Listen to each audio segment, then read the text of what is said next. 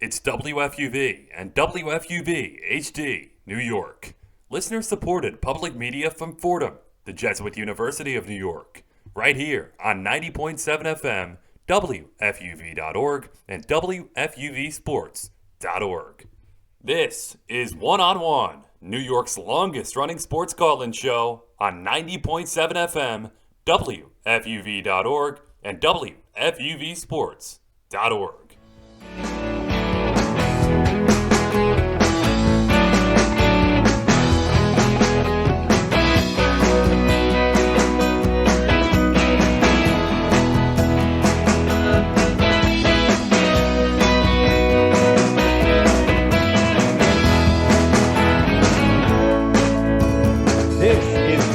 Longest running sports call-in show. This is One on One. I am Andrew Posadas. Pleased to be joining you alongside Sam Davis. Hope you're having a great weekend, folks. And for the next 3 hours, sit back, relax, strap on your sports seatbelt, and we're going to take you on for a nice ride from 11 p.m. up until 2 a.m. Sam, this is your first time officially hosting on 90.7. How you feeling?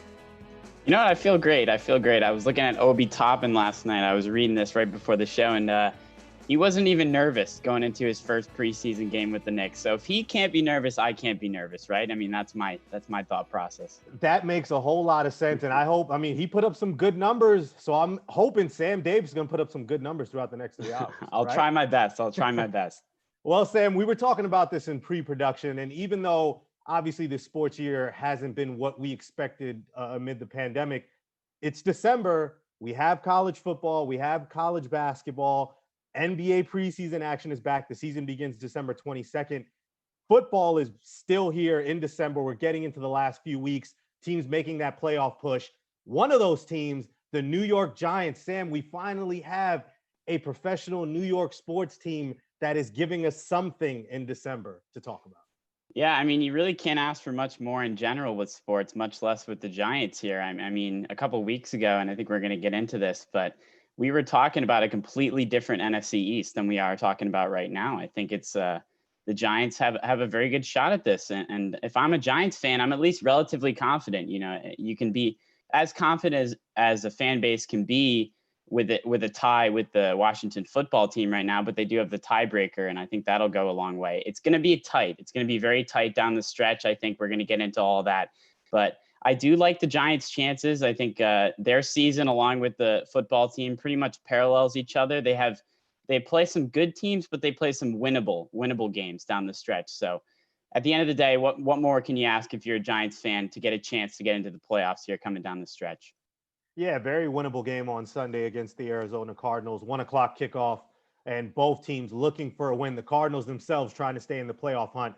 You know, the NFC West has been loaded themselves, probably the best division, arguably in all of football. And again, we'll get into that momentarily. Kelly Bright will be joining us throughout the night, give us some headlines. She'll be back a little bit later to talk to us about the ESPN NBA player rankings. I know Sam and I definitely have some observations, as does Kelly.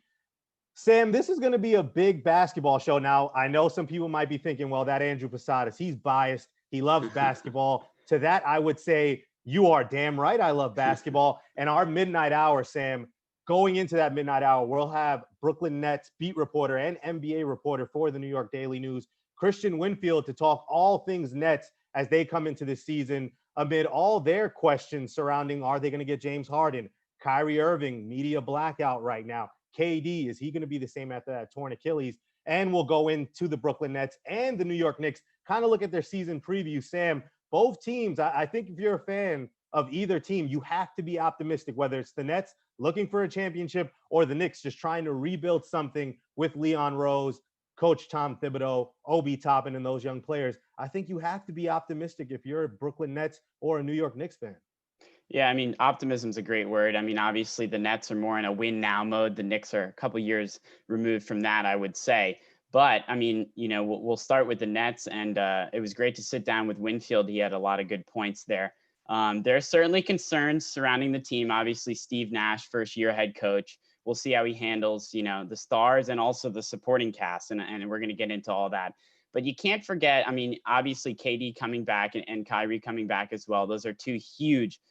With those two guys on any team, you're going to contend for a championship for sure. But I think the supporting cast, guys like Karis LeVert, Spencer Dinwiddie, those kind of guys, they're going to play a huge role this season, especially early on in the year, because you got to think about it. KD, he's a top 5 player in the NBA. Obviously the rankings don't think so, but we'll get into that. Yeah. But he's a top 5 player in the NBA, but you can't expect him coming back from injury to hit the ground running right away. I mean, be 100%. I think he's going to have a good year for them, but you kind of have to lean on some of the supporting cast a little bit, especially early on in the year for the Nets. And if they can generate, more of a team game, and certainly I think chemistry is going to be another big thing. A bunch of new guys coming from different places.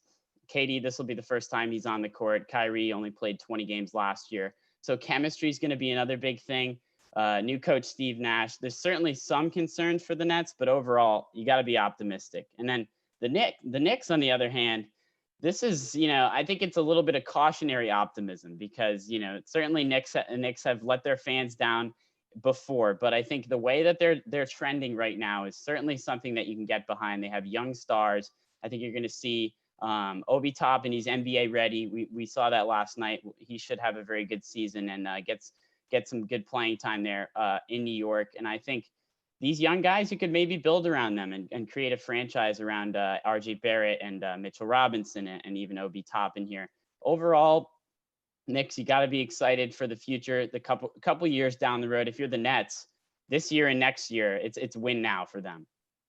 Yeah, and you mentioned the Nets, and everyone's talking about having to trade for James Harden. But again, you have Kevin Durant, you have Kyrie Irving, you have all these pieces. And I think what they need is just to get on the court and play with each other. Just have that cohesion, as you mentioned, build that chemistry. Because as constructed, the Brooklyn Nets are one of the top 3 teams in the East and should be considered one of the favorites alongside Milwaukee. And I would say alongside Miami is the 3 teams to beat in the East. And as far as the Knicks are concerned, I know the Nets, they will start preseason action on Sunday at 6 against the Washington Wizards. We saw the New York Knicks in action on Friday evening against the Detroit Pistons. They end up winning 90-84. And as you mentioned, Obi Toppin, 11 points, 7 rebounds, had a very efficient night. We saw the deficiencies on defense, but I think that's something that new head coach Tom Thibodeau can really help him develop. And then we saw some nice games from other people. Nerlens Noel almost had a double-double. Julius Randle, he looked composed. And again, there are going to be pieces there. And I think for the Knicks, the priority is getting out of the cellar in the Eastern Conference, getting out and just being a viable, competitive team that can give any team a hard time at any given night. And I think for the Knicks, you got to start off slow. There's nowhere to start but go up. They've been at the bottom for so long, and we'll get more into that. And as for our final hour here tonight, Kelly Bright will join us to talk NBA player rankings and finally finish off the show with some NFL talk. I know we've talked about the Giants. We'll get into some more teams, some more games that we want to key in around the league. And Sam, I don't want to have to talk about the New York Jets, but this is a New York radio station and we should talk local sports. So we'll give the Jets a few minutes of our night. But again, after a close loss against the Las Vegas Raiders, which Greg Williams basically choked it away, could they recreate that magic the Giants recreated last week against the Seahawks, Sam? You're shaking your head no. But again, didn't Kevin Garnett once say, to credit Kelly Bright after a championship, anything is possible, right? That is true. That is true. I'm not as optimistic as you are. I mean, that loss was so bad. They thought they were tanking for that number 1 pick. We're going to get into that too with Trevor Lawrence. That'll be interesting down the stretch. But no, I think the Seahawks needed this game after a tough week, certainly against the Giants last week. And Russell Wilson's been struggling big time. He's going to use this game to kind of get back on track. It's going to be kind of a warm-up game for them because they have some big games down the stretch. They play the Rams, I think, in a couple weeks. So that'll be a big game for them in their playoff aspirations. But no, unfortunately, Andrew, no good news for Jets fans this week, like normal. I tried. Also in the final hour, we'll bring on coordinating producer and director at MLB Network, Jed Tuminaro, joins Sam and I to talk about his latest film, the official 2020 World Series. Sam, a lot of great stuff from Jed and really interesting with no baseball right now, just kind of interesting to look back in retrospect and kind of conclude and summarize what was as far as the 2020 World Series is concerned? Yeah, I mean, that was a great film. It was really fun to watch from a fan's perspective, and you can check it out on Blue. It's out now. But and we covered a lot of bases with him. He talked about some of his favorite moments. He's been seeing the World Series firsthand for a long time, for the last 5 years, which is a really cool thing to do. And also, I mean, this year he said he certainly faced some challenges with COVID in terms of filming, but it didn't show on the film. I think it was a great film. It turned out well. Vince Scully narrating there did a tremendous job as always. But overall, it was great to sit down and talk with him. Yeah, we're covering all our bases for the next 3 hours, giving you all the sports that you want and need. And before I go to break, I should shout out earlier this week, WFUV in collaboration with Fordham University had a special event featuring two of our most famous alums, two Mount Rushmore guys really here at FUV Sports, Michael Kay, Mike Breen, myself, Emmanuel Barbari, and Kelly Bright were fortunate enough to be hosts. And I just wanted to give a shout out to Michael and Mike. Thank you for taking the time out to talk with us and kind of give back that knowledge. Sam, I know you were there, and it just really, it's kind of surreal, but you just feel like a sponge when you listen to Michael and Mike. And that event on Wednesday was very insightful, and just appreciated the time that they were able to give us. Yeah, I mean, those guys are full of knowledge, and just listen to them. Like you said, you sit there and you listen because they have stuff to say. And Andrew, I'm sure that was a really cool thing. And you too, Kelly, getting a chance to interview those two guys. Yes, fun stuff. But the show has only begun. After this break, we're going to go head over to the gridiron, talk about the hottest team in New York right now, the New York Football Giants, preview their matchup with the Arizona Cardinals. And if they win their last 4 games, Sam, should Joe Judge be in consideration for Coach of the Year? I will explain further after this break.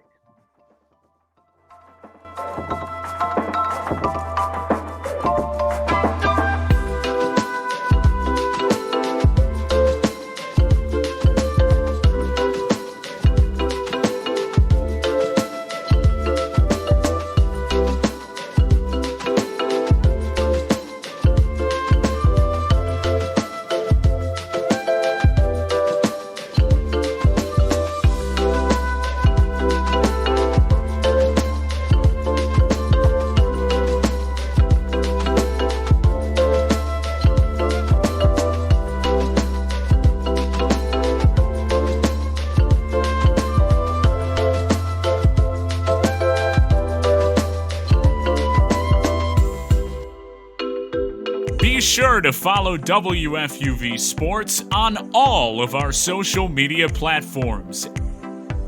At WFUV Sports on Twitter, at WFUV_sports on Instagram, and WFUV Sports on Facebook and YouTube. WFUV Sports, home to New York's longest-running sports call-in show and the flagship station of Fordham Athletics.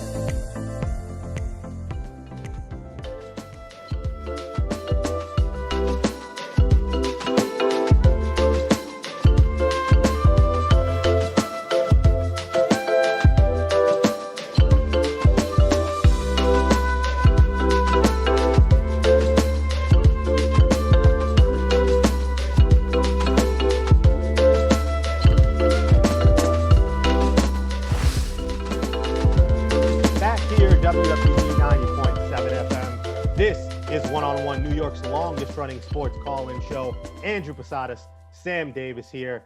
And let's get right into it, Sam, because when we talk about football here in New York, after the first 5 weeks of the season, basically the first month, New York football fans thought it was over, thought the season was done. The New York Giants and the Jets both 0-5, and people were kind of closing up shop. But now, fast forwarding to December, just a couple months later, we look at the NFC East. I mean, the Jets still stink. I mean, nothing's changed on that part. But as far as the New York Football Giants are concerned, Sam, they find themselves in first place in the NFC least. And we can't even call it the least anymore after that win against the Seahawks and then watching the Washington football team beat Pittsburgh. The NFC East is showing that it's all of a sudden competitive, and the New York Giants right there at the forefront. They have a chance if they can win out, Sam.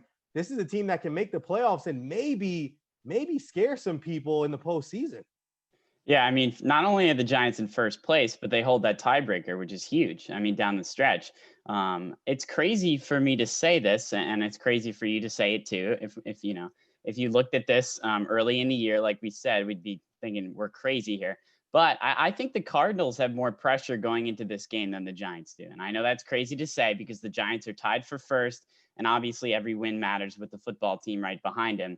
But Arizona is really fighting for their lives in this playoff situation. They have a couple really good teams ahead of them in the division. Obviously, the Rams probably aren't going to be caught. Neither will the Seahawks, honestly. Cardinals sitting at 6-6. They've also lost 3 games in a row, while the Giants have played very well lately, won 4 in a row. So, I mean, the Cardinals have a lot of pressure going into this game. Kyler Murray has been struggling, and the Giants' defense was terrific last week. So that's going to be something to look out for there. That matchup between Murray and this defense. But I mean, I gotta give a lot of credit to the Giants for sticking out and staying in this divisional race, and it's going to be certainly fun to watch down the stretch. Yeah, and you mentioned that. I mean, when you look at some notes surrounding the game, I mean, the Giants could be the first team in NFL history to go winless in its first 5 games and still make the playoffs. And you mentioned the Arizona Cardinals after that Hail Mary from Kyler Murray to DeAndre Hopkins that broke Nick DeLuca's heart because the Bills were on the wrong end of that. They've lost, as you mentioned, they've lost 3 straight. So they've kind of been in a funk. Kyler Murray, teams are starting to figure out that offense. They're starting to key in on him. He's only averaging like 20 yards rushing during the last few games, and he was on pace to go over 1,000 yards rushing. And when you think about this Giants rush defense, I mean, right now they're top 5. They only give up about 97 yards per game. And when you think about it, both the Cardinals and the Giants, they have 2 of the best rushing attacks. And for the Giants, they just moved into 11. So they're right outside the top 10. But more importantly, Sam, they've rushed for over 100 yards in 7 straight games and in 8 of their last 9 games. And that is so impressive when you consider that Saquon Barkley was done for the season, and this Giants offensive line has been much scrutinized throughout. Yeah, you see this sometimes with teams. It's strange because they lose maybe their best player, certainly with Saquon Barkley, but you see it with other teams too, losing a really good player. I mean, look at the Browns. They lost Odell, and they just find a way to kind of rally around it, and they almost use it and to their advantage here with these running backs and this attack for the Giants. I mean, I think for them, a key to this game, obviously, it's going to start with the defense. And that's the biggest thing, that's been the dominant force, like you just explained, for this win streak, especially if Daniel Jones doesn't start, which we're going to get into. We're not so sure what the deal is with him. If he doesn't start, the defense is going to have another big game because, sure, Colt McCoy did win the game last week, and he did come in and win the game against the Bengals, but he did it barely, and certainly wasn't impressive with how he did it. They're going to have to rely a lot on the run game if Colt McCoy starts, and the defense is going to have to come up huge. I think even if Daniel Jones does start, the defense is going to have a very big game against the Cardinals. Meanwhile, I think for the Cardinals, it's going to come down to a lot of Kyler Murray running the football, I think. Last couple of weeks, obviously, they've lost 3 in a row, and he's ran for 20 yards on average in each of those 3 weeks. Cardinals need a lot more than that from him. That's what he does. You know, he certainly is he's a good passer, and he's going to develop that even more down the road. But what he does well is run the ball. He's going to have to get back on track, and that's a lot to ask against a good Giants defense. If you're going to get back on track, they don't have the luxury of kind of playing a not so good defense for Kyler Murray to get rolling again. They got to take on this Giants defense, which certainly is impressive, certainly is good. So I don't know. I think if Daniel Jones starts, I like the Giants easy. If he doesn't, I don't know. I don't know. We'll see. I mean, I would say this. I think the Giants are doing exactly what they should without their starting quarterback, and with Colt McCoy, they're running the ball a lot, and they're letting their defense kind of take them home and take them to the finish line. And during the current, this current win streak, their defense holding, their last 4 opponents to 20 points or less. And we mentioned the Seahawks held Russell Wilson to just 12 points at home. And just looking through it and seeing something interesting from this preview article that I was reading earlier for the AP, the last time that the Giants had a 4-game streak allowing 21 points or fewer was 2004. But they also had a similar defensive run during their 2011 season, which, as you remember, they ended up finishing 9-7 and winning 4 straight games to win the Super Bowl. Now, I'm not saying the Giants are going to they're not going to repeat and do that. I mean, we don't know yet. But again, I think there's a lot to say, especially for defensive coordinator Patrick Graham, on the job that he's done in pushing the right buttons. And I think we got to give credit to Dave Gettleman, Sam. When you think about some of the moves he made, signing Logan Ryan, signing Blake Martinez, making that trade for Leonard Williams, which a lot of people just basically crucified him over and saying, why are you trading for somebody who is looking like a bust? Leonard Williams looking all the most like a top 10 pick, like the Jets drafted him at number 7. So I think kudos to Patrick Graham there for getting that defense right. And when you look at these last 3 games after Arizona, should they beat the Cardinals on Sunday, they have a home game against the Browns, which although the Browns are 9-3 and they look great, are they really for real? I don't think a lot of people are sold on the Browns going into the playoffs. And then they finish the season an away game against the Ravens, who have had their own struggles themselves with Lamar Jackson, and then their season finale home game against the Dallas Cowboys. Sam, if they're able to win out and finish the season 9-7, I think Joe Judge should get serious consideration. When you think about the expectations this team had going into the season, I think a lot of Giants fans would have been happy if they had just won 6 or 7 games and showed a spark of competitiveness throughout the season. But if they can finish 9-7, win this division with everything that's happened, how do you not have Joe Judge in serious consideration for Coach of the Year? You gotta, because I mean, the expectations you talked about, 6-7 wins, was with Saquon Barkley. Exactly. Was with Daniel Jones, who didn't play last week. I mean, it's crazy that I think he definitely deserves some consideration. My pick, I'm sticking with it, Brian Flores from the Dolphins for Coach of the Year out of there in the AFC. But I think it's a very good chance for Judge. I think. He certainly has led this team unlike any other. He comes from Belichick. He comes from New England, and it certainly shows. You know, he goes week to week. As soon as that big win was over against Seattle, he had his team focused on this week against Arizona, and rightfully so, because the job isn't done yet. The job is certainly far from done, and we're talking about winning out for the Giants, which is possible, but it's not going to be easy. You know, these are winnable games, but it's not games that you can just walk through. I think the Browns are certainly going to be a tough test. And then they have a couple other games here and there that'll be doable, but maybe not the easiest games to win. So I think Joe Judge definitely should get some consideration. If he can lead this team to a 9-7 season, I think he might win it. For sure. I think he might win it. And Sam, you mentioned Bill Belichick, and that gets me to thinking about the coaching tree. Think about this season. Bill O'Brien gets canned from Houston. Matt Patricia, gone. He's out of Detroit. 2 coaches right there. People are talking about, well, is Bill Belichick, does his coaches really produce? And now you mentioned Joe Judge, and then you also mentioned Brian Flores. So it's crazy to me as it seems. I mean, obviously, Bill Belichick is arguably the GOAT in terms of NFL coaches. But again, when you consider that Matt Patricia and Bill O'Brien got fired earlier, and now we're talking about Joe Judge and Brian Flores potentially being 2 of the top candidates for Coach of the Year, I mean, I think it says a lot. It's been hit or miss, but I think when you talk about Brian Flores and Joe Judge, they seem to be that part of Bill Belichick's coaching tree that is destined for success at their respective places. Yeah, and Judge is just making, something out of nothing, I think, and that's a huge telltale sign of kind of a Coach of the Year, And Belichick, I mean, give him credit. He's an amazing coach, but he had Tom Brady and he had plenty of guys around him. Judge has not had that opportunity. I mean, sure, he's had a pretty good defense, but he's developed that. And he's had Daniel Jones, but he's developed him. He's done a nice job. And it's just a really good breath of fresh air, I think, for New York football, because we're going to get into the Jets way later, unfortunately. But that's obviously, he shakes his head there, Andrew. But that is obviously a contrasting situation with the head coach. So I think Giants fans should be very grateful of Judge. And if he can deliver this team a playoff berth, I think he's got a good chance of winning that Coach of the Year for sure. Yeah, and when we talk about the NFC East right now, the Giants are there. Obviously, the Washington football team also at 5-7. Sam mentioned the Giants do have the tiebreaker, but with Washington, their last 4 games, I mean, not too bad for themselves. You're talking about the Niners. They have to go to San Francisco, or not to San Francisco. They're, I believe, in Phoenix right now playing games.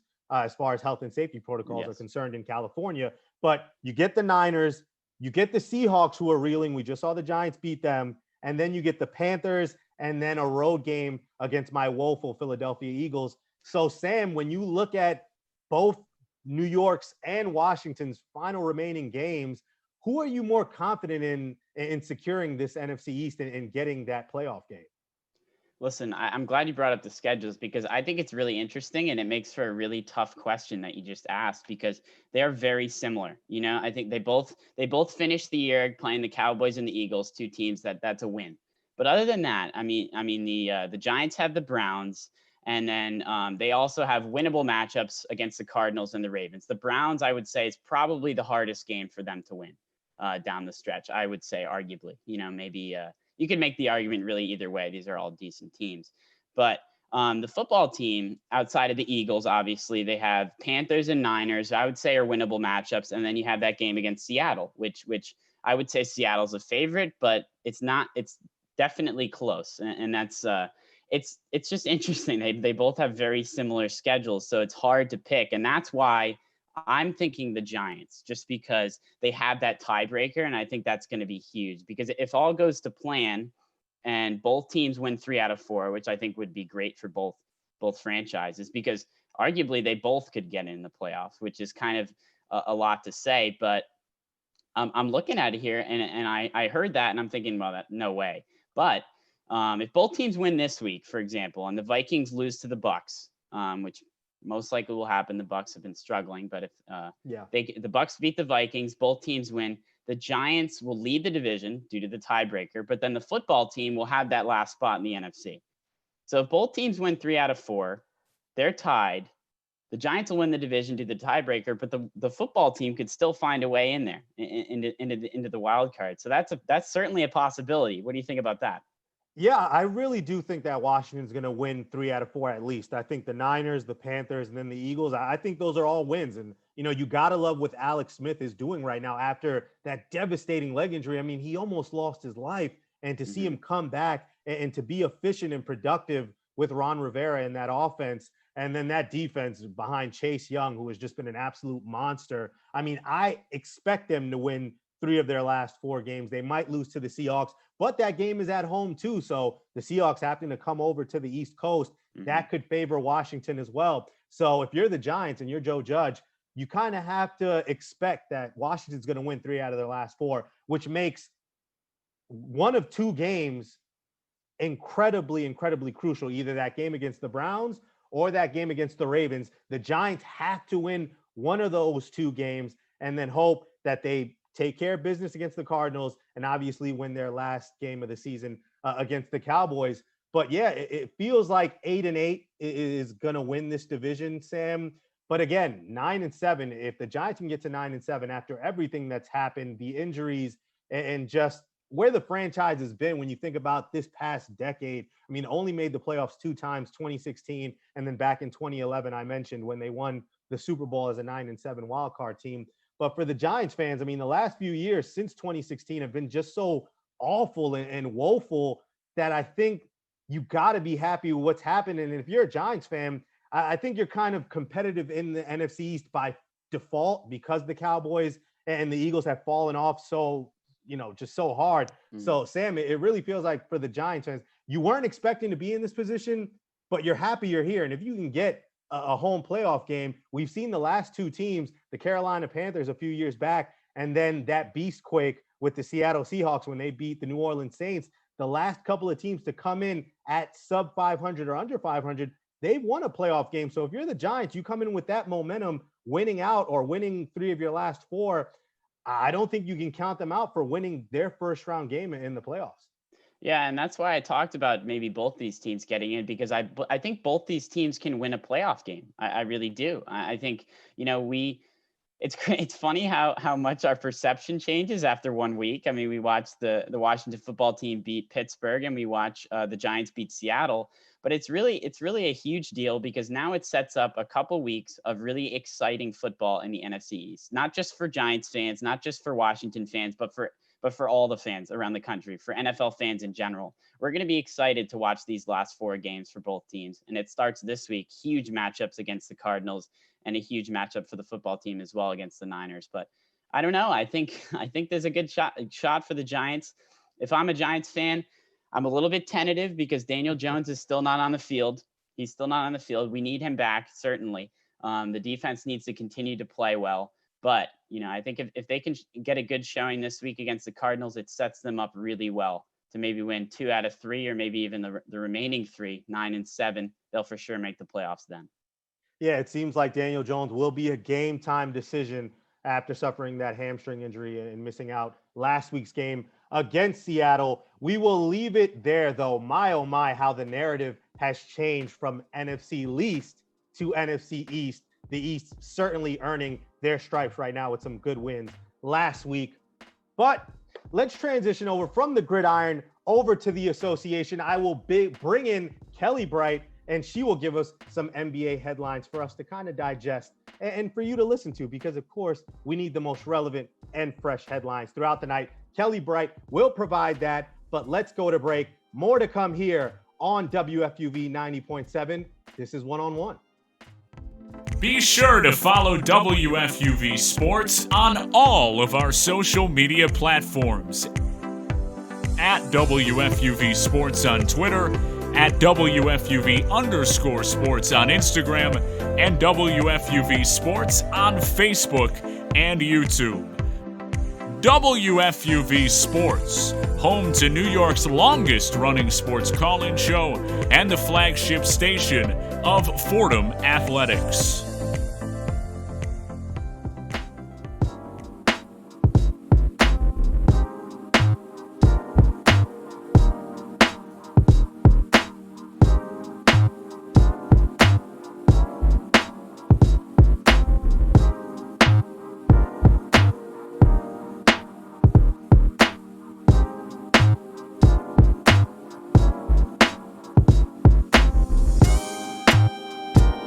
One-on-One has a brand new YouTube channel. Subscribe to WFUV Sports to catch our simulcast Saturday nights and get notifications so you never miss another show.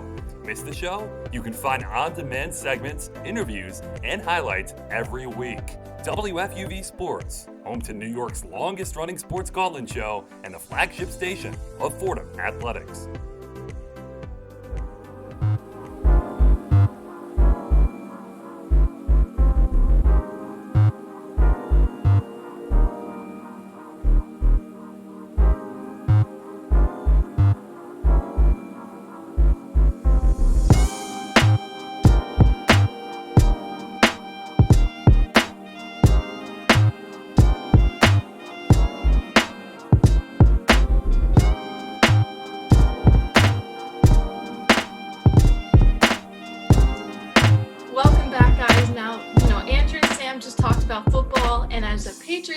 After Thursday night's game, football is the last thing I want to talk about right now. So I'm going to bring in some basketball headlines, starting with Thursday. Paul George signed a 4-year, $190 million max contract extension with the LA Clippers, guaranteeing him as much as $226 million over the next 5 years. Now, that extension is on top of the $35.4 million LA guarantee for the 2020-21 season. And these contract numbers could be affected by lower annual percentage rises in the NBA salary cap from league revenue losses, but he'll still be eligible to be paid 35% of the Clippers' overall salary cap. Now, Andrew, I'll start with you. Do you like this extension for the Clippers? Well, I mean, the Clippers don't have any choice, right? Like, they got to keep somebody, so you offer that to PG. I'm sure they asked Kawhi, like, hey, Kawhi, would you like to sign a max extension? And Kawhi was like, not just yet. Hold on a second. Let's pump the brakes. And, of course, Paul George, I mean, think about where his stock has fallen, that for him, he hopped on that. I mean, you got to cash out if you're him. After what's happened, Sam, he went from playoff P to pandemic P. In the bubble, he was god-awful. That last game against the Denver Nuggets, I think he went like 1 of 11 in the second half. He was no points. He was terrible. And again, there was that story when he was with Steven Jackson and Matt Barnes on All the Smoke. not taking accountability, kind of blaming Doc Rivers for using him more like a Ray Allen, JJ Redick type instead of doing what he likes. And now you give him $226 million potentially. Sam, I understand why the Clippers did it. You got to do it because I don't think they're sold on the fact that Kawhi is going to stay long term. I think Kawhi, if things don't go right this next season, he might want to leave, even though it's LA and he loves LA. I think he's leaving his options open.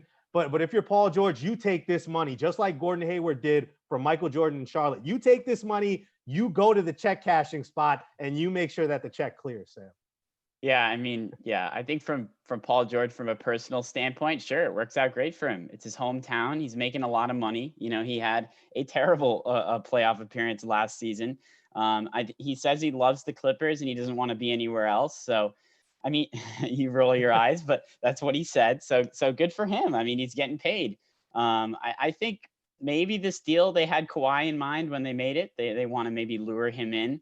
Kawhi and George obviously came over as kind of a package deal in the first place to the Clippers. So I think, if Kawhi decides to stay, maybe Paul George being there for the long haul will play into it.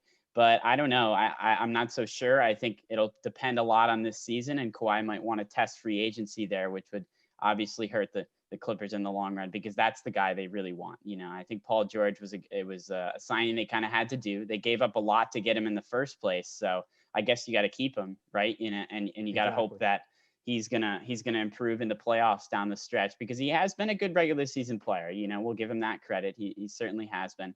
I think if he improves down the stretch, it'll make the Clippers look smart. But if he doesn't, I don't know, might be saying goodbye to Kawhi.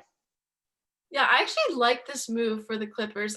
Yes, he obviously struggled in the playoffs last season. He threw a ball off the side of the backboard in Game 6. It doesn't get worse than that. But he's still one of the best two-way players in the league. He is a 6-time All-Star. He averaged, 20 points last season? That's not bad. And he's a role player type of guy. And when like you said, they got him here. They brought him in the first place to keep Kawhi and to complement Kawhi. And that's what they need. They need Kawhi to come back next year. So I don't hate it. And honestly, even if things don't work out with Paul George and he doesn't improve, now the team has a real asset that they can trade up for, they can use as a trade bargain. And, the Clippers brought Blake Griffin in and did the same thing with him. They brought him in, shipped him out, and got a few, young, exciting guys that kind of built the team that they have today with Leonard and George. So they could use this contract as a potential trade bargaining chip in the future to get someone, maybe to help again keep Kawhi for the future, or even just to go into a rebuild, which could happen if they lose these two All-Stars. 3 things. Sam, 1. Paul George also said, hey, I want to retire and be part of the Indiana Pacers forever. Then he said, oh, man, I'd love to be part of the OKC Thunder for the rest of my career. So I take what he says with the smallest grain of salt. And you can't see here on Zoom, but I'm trying to do the smallest grain of salt that I possibly can. Kelly, you mentioned something about him kind of being a role player. That was the word used. For $226 million, Kelly, I don't need him to be a role player. I need him to be a superstar who doesn't disappear in the playoffs and who actually kind of contributes when the chips are down and when your team needs you. And my third thing would be this. Everyone talks about Kawhi and PG together. Let's not forget, PG wasn't Kawhi's first choice. He went to KD first.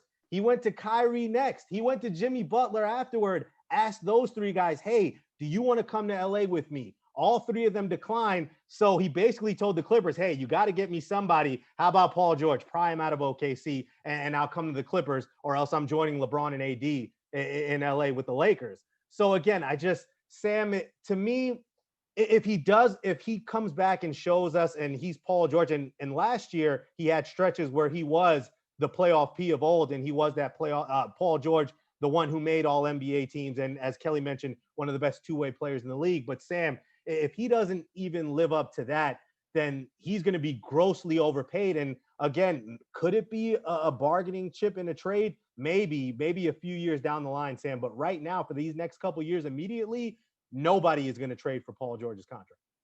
Yeah. No, you make a good point. And It's interesting because there are lots of guys, and this isn't just an NBA thing, throughout sports in general, that have been good in the regular season and have struggled in the postseason historically. And I'm gonna bring in a baseball example here with Clayton Kershaw as a great one. And what did the organization do? They stuck with him. You know, he's a great player, and obviously I think Clayton Kershaw to baseball is a little different than Paul George to basketball, but it's a similar comparison.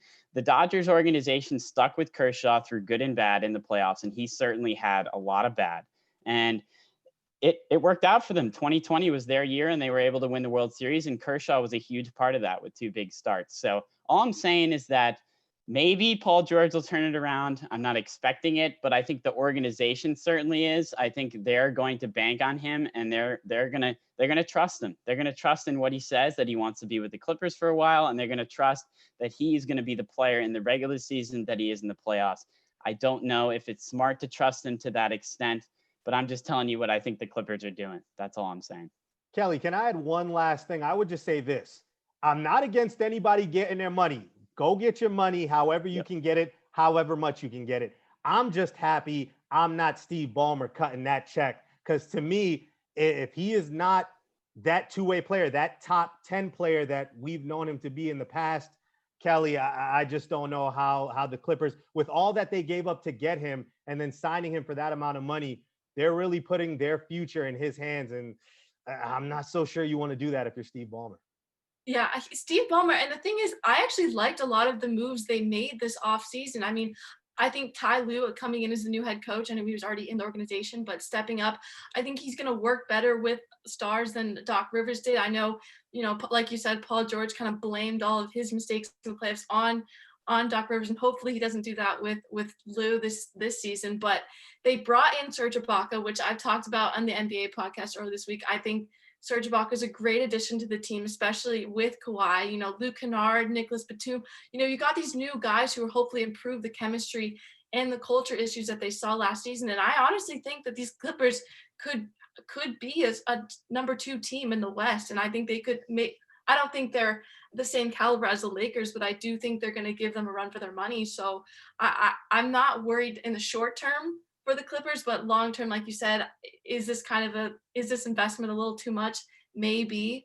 But that being said, let's get into another player who has some questions long term, short term, and that's James Harden. And the amount of times we've seen his name in the media in the past few months is honestly ridiculous. And the saga just continues. Sources all over the media in the past few days have come out with reports adding to the list of potential future homes for James Harden, which now includes Brooklyn, Philly, Milwaukee, Miami, and quote, any other legitimate contender. James Harden coming out basically saying he wants to be anywhere but Houston. He was out partying with little baby, hitting up clubs, instead of attending the first 2 days of the Rockets training camp, and allegedly needs 6 straight negative COVID tests before the league will clear him to practice or play. So he was not in the lineup with the Rockets preseason win over Chicago Bulls yesterday. But this leads me to the $1 million question here, and Sam, we'll start with you. Where's James Harden going to be for the start of the regular season? I can't answer that right now, Kelly. I'm sorry. I know you want me to give you an answer, but I can't right now. It's just an interesting scenario for me because the Rockets need to move him. I mean, obviously Harden wants to leave, but they're not going to let him go without a fight. And what I mean by that is that Harden is a superstar, and they're not going to give him up for anything. The Rockets are going to want a lot in return. I don't think that's something a lot of teams want to give up. We saw the Nets. I don't think they wanted to give up that. There are other teams who don't want to give that up either. And even I think I saw something saying maybe the 76ers were the lead candidate for Harden right now, along with the other teams mentioned. But the talks between those teams don't seem to be too serious right now. I don't know. I could be wrong, but there doesn't seem to be any serious talk between any teams involved. And that's just kind of confusing for me because everyone he wants to leave. And I think the Rockets want him to leave because, who wants a player that doesn't want to play for your own team on the roster, even if it's a superstar like James Harden. So that's just interesting for me. And I'm not going to feel bad for the guy because I do understand wanting a trade and wanting to get over the top and win a championship. But it doesn't mean you have to go to little baby's birthday party. It doesn't mean you have to miss training camp. It doesn't mean you have to miss the first preseason game of the year, and probably even more because he's got to get those insane number of tests there. I think that is going to hurt his trade value a little bit, to be honest, and his perception, because first of all, teams are going to have to give up a lot to get him, and rightfully so. He's a superstar player, but they're also going to have to deal with the fact that if he doesn't go where he wants to go, he's not going to be very happy. And he wasn't happy in Houston here at the end. It's just a lot. It's a lot going on. Andrew, what do you think? I think a lot. Kelly, I would answer your question. He's not going anywhere. He's in Houston, and Houston, you do have a problem. It's James Harden. He doesn't want to be there. When you decline to sign an extension that would pay you $50 million over 2 years, you really don't want to be there. But again, as Sam mentioned, what are you going to get for him? We just saw a trade with Drew Holiday going to Milwaukee. I think Milwaukee gave up like 3 first-round picks and a few good players. They gave up George Hill, Eric Bledsoe. They didn't have to give up a star, but that's just for a guy in Drew Holiday who's one of the better players in the league. So when you think about James Harden, you're going to have to give up at least 3 to 4 future first-round picks, another all-star in return. And again, when I look at some of these teams, Brooklyn, I was at the media availability with Sean Marks last month, where he specifically said, I am not looking to mortgage my future in order to attain another superstar like James Harden. When you think about Philly, does Tillman Fertitta want to do business with Daryl Morey, who he ran out of town? He's in Philly now. And if I'm Daryl Morey, I'm going to fleece the Rockets for everything they have if they're going to want to do a trade for James Harden. And when I think of Milwaukee, after everything that we've heard between Giannis and Harden, I don't want a guy that doesn't pass the ball on my team. James Harden, how hard is it to play basketball when you're 7 feet and you can dunk as easy as Giannis can? Is that going to work in Milwaukee? I don't think so. Alex's Miami Heat team, does Alex and Pat Riley want James Harden in South Beach with all the stuff and all the entertainment venues you have there at your disposal? I don't think so. And any other legitimate contender, I just think, Kelly, the price is going to be too much. It's a king's ransom, and I don't think any team is going to be held hostage trying to trade for James Harden. Yeah, to me, that's the glaring issue. I mean, you're hearing all these reports of these teams that supposedly, are in conversation with Harden. However, you're not really hearing anything direct from either the teams or Harden and his media staff. It's mostly just rumors, but you look at these teams that they've mentioned that are in, the highest contention, the Heat, Milwaukee, Nets, 76ers. And like you just said, you go through what these teams have to offer, and it's just not realistic. I'd say the Heat or the 76ers are the closest. And Daryl Morey he's been adamant about keeping both Joel Embiid and Ben Simmons together for the time being. And at the same time, the Rockets have been adamant that they're only looking for one of those 2 stars in return. And then in addition to that, some more, like you said, more first round, second round picks. So these teams aren't going to be willing to give up these players that they've just worked so hard to keep on their rosters over the offseason, or even add to their rosters. And why would you take on a guy you already know is going to bring, like you said, this drama with him? The fact that he didn't show up to the training camp, he's very clearly publicly disrespecting the team that he's been on for so long now, going out to these parties, not trying to even be coy about it. He's literally posting images on Instagram of him at these clubs. Clearly he's not taking his role on the team seriously. Why, as another GM, am I going to take the risk on this guy when I'm not even sure how he's going to react, especially since he's kind of acting like a 3-year-old. He's basically saying, if it's not what I want, I don't want it. And all of us learn in kindergarten, you get what you get and you don't get upset. You can't just choose. If you want the purple crayon and that purple crayon isn't available, that's too bad. And Harden's going to have to deal with that. That's a great point. Going back to kindergarten, I like it, Kelly. But who I feel bad for in this situation is John Wall. I feel really bad for him. He's coming into such a terrible situation in Houston, because I think Harden is going to end up staying with Houston. No one's going to give the Rockets what they want. And Harden, I mean, he's already, his teams that he wants to go to is kind of a small number, even though at the end of the day, it's in the Rockets' hands. But I think he's going to stay, and it's going to be difficult in that locker room to deal with that, because they're a decent team. I mean, John Wall and Boogie looked pretty good last night. I mean, I think maybe not a championship team, but add Harden to that list playing at the top of his game, this team is certainly contending. And that's why I find it interesting that he wants to leave so badly. But I do feel bad for John Wall. I feel bad for just the Rockets as a whole, that whole team, having to deal with this guy eventually when he's going to come back, because no one's going to give him what they want, and he's going to stay in Houston, I think.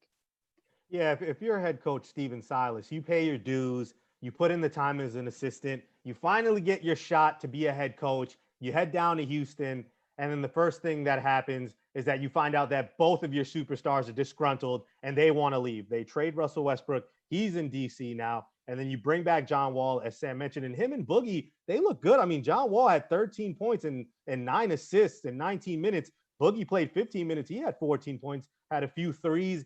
They both look spry and they both look healthy. So again, this is a team that finished fifth in the West last year. The West is loaded this year. So are they a top 5 team right now? I don't think so, but can they still make the playoffs if Wall and Boogie stay healthy and James Harden kind of accepts Steven Silas's, his game plan and the style he wants to play? Because it's not going to be what Mike D'Antoni has kind of groomed James Harden to be at, being the dominant ball handler and the guy who kind of initiates all offense. You got a guy in John Wall who's a career, 9 assists he's averaged in the league. So he's a guy that can initiate, and he needs to have the ball in his hands too to make others better. And then when you have Boogie in the post, there's not going to be that many touches for James Harden. So will he buy into Steven Silas's plan? Will he buy into that culture, Kelly?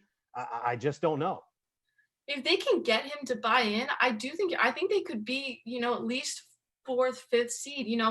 You added Christian Wood, and you have Wall now, who's just past first point guard on a team loaded with strong perimeter players.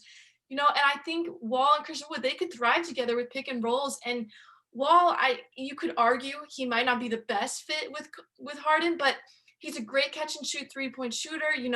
Defenses are going to have to respect his shot when the ball isn't in his hands, which is not something that they had to deal with Westbrook when Westbrook was paired with Harden. So, if Harden stays and he's able to buy in, that could be a pretty impressive matchup there, and hard for teams to defend. And for me, Wall comes into the season and he has a chip on his shoulder. He has a lot to prove. We haven't seen him in almost 2 years on an NBA basketball court. Like you said last night, it is the preseason, and I'm someone who I don't take the preseason too seriously. I take it, like you said, with a grain of salt. No one does. No, but he did look good. He came in his first bucket. He was a drive in the lane, which is what he's known for. He's known for his athleticism. I'm from North Carolina. I remember he played Word of God in a high school basketball tournament, and my dad took me and my brother there. And I remember watching him thinking, oh, he's going to be the next Kyrie Irving. He's a special talent, and hopefully this year he can kind of get this second wave of his talent and give Houston something to hold on to. And you figure maybe if Harden, like you said, if Harden's forced to stay, if him and Wall can make something special, then maybe you have Harden more likely to opt in next season and stay with the Rockets.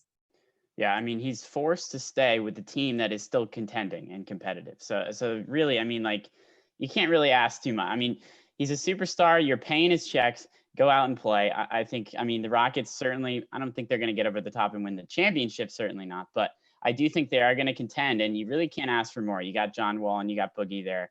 I think Harden, you gotta show up, you gotta test negative, and you gotta go out and play. That's the bottom line, because you're not getting traded, I don't think. And if Harden wants to have fun, Houston is the most open state in the country right now. If he wants to go to, he's in the right place. I was going to say, H-Town is absolutely incredible, and it's phenomenal. Obviously, it's still open and it's restricted in certain senses, but it doesn't look like James Harden is stopping himself from enjoying himself. He's with Lil Baby, Da Baby. He's with all babies right now in hip hop, Kelly.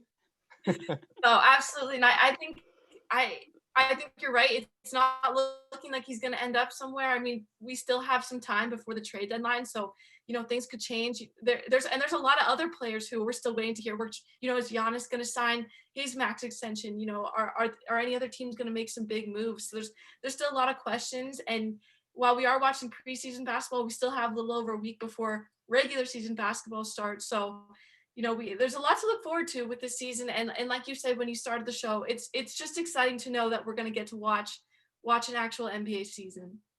Yeah, I would just say my final thought on this is for the Houston Rockets, if James Harden continues this detrimental attitude and he continues to act like this, do they kind of get strong-armed into trading him for less and settling for less pieces, settling for less draft picks because they just can't take James Harden's toxic attitude in the locker room, because a lot of those questions that are going to be asked to the players, coaches, to management, they're going to be more about off the court issues instead of what's happening on the court. So I think for Houston, that's going to be interesting. If they keep hearing all this noise about James Harden wanting to leave, do they just say, you know what, forget this, let's just trade him, whatever we can get, we can get. You know, as of right now, that's not the case, but that will be an interesting development for Tillman Fertitta, Stephen Silas, and the entire Houston Rockets organization. Kelly, thank you for those headlines. You will be coming back in our midnight hour for some more headlines, some college stuff, maybe some baseball stuff. I don't know. Surprise us an hour. But for now, we've gotten you through 1 hour here on One-on-One. And once we come back from this next break to begin the midnight hour, we'll have on Kristian Winfield from the New York Daily News, Brooklyn Nets NBA beat reporter. He'll be here to talk all things Brooklyn and what's happening with the Nets coming into this season, and to talk about some storylines from around the league, who he likes, what doesn't he like. But again, we will talk more hoops with Kristian Winfield after the break. Stick around. WFUV 90.7. This is One-on-One.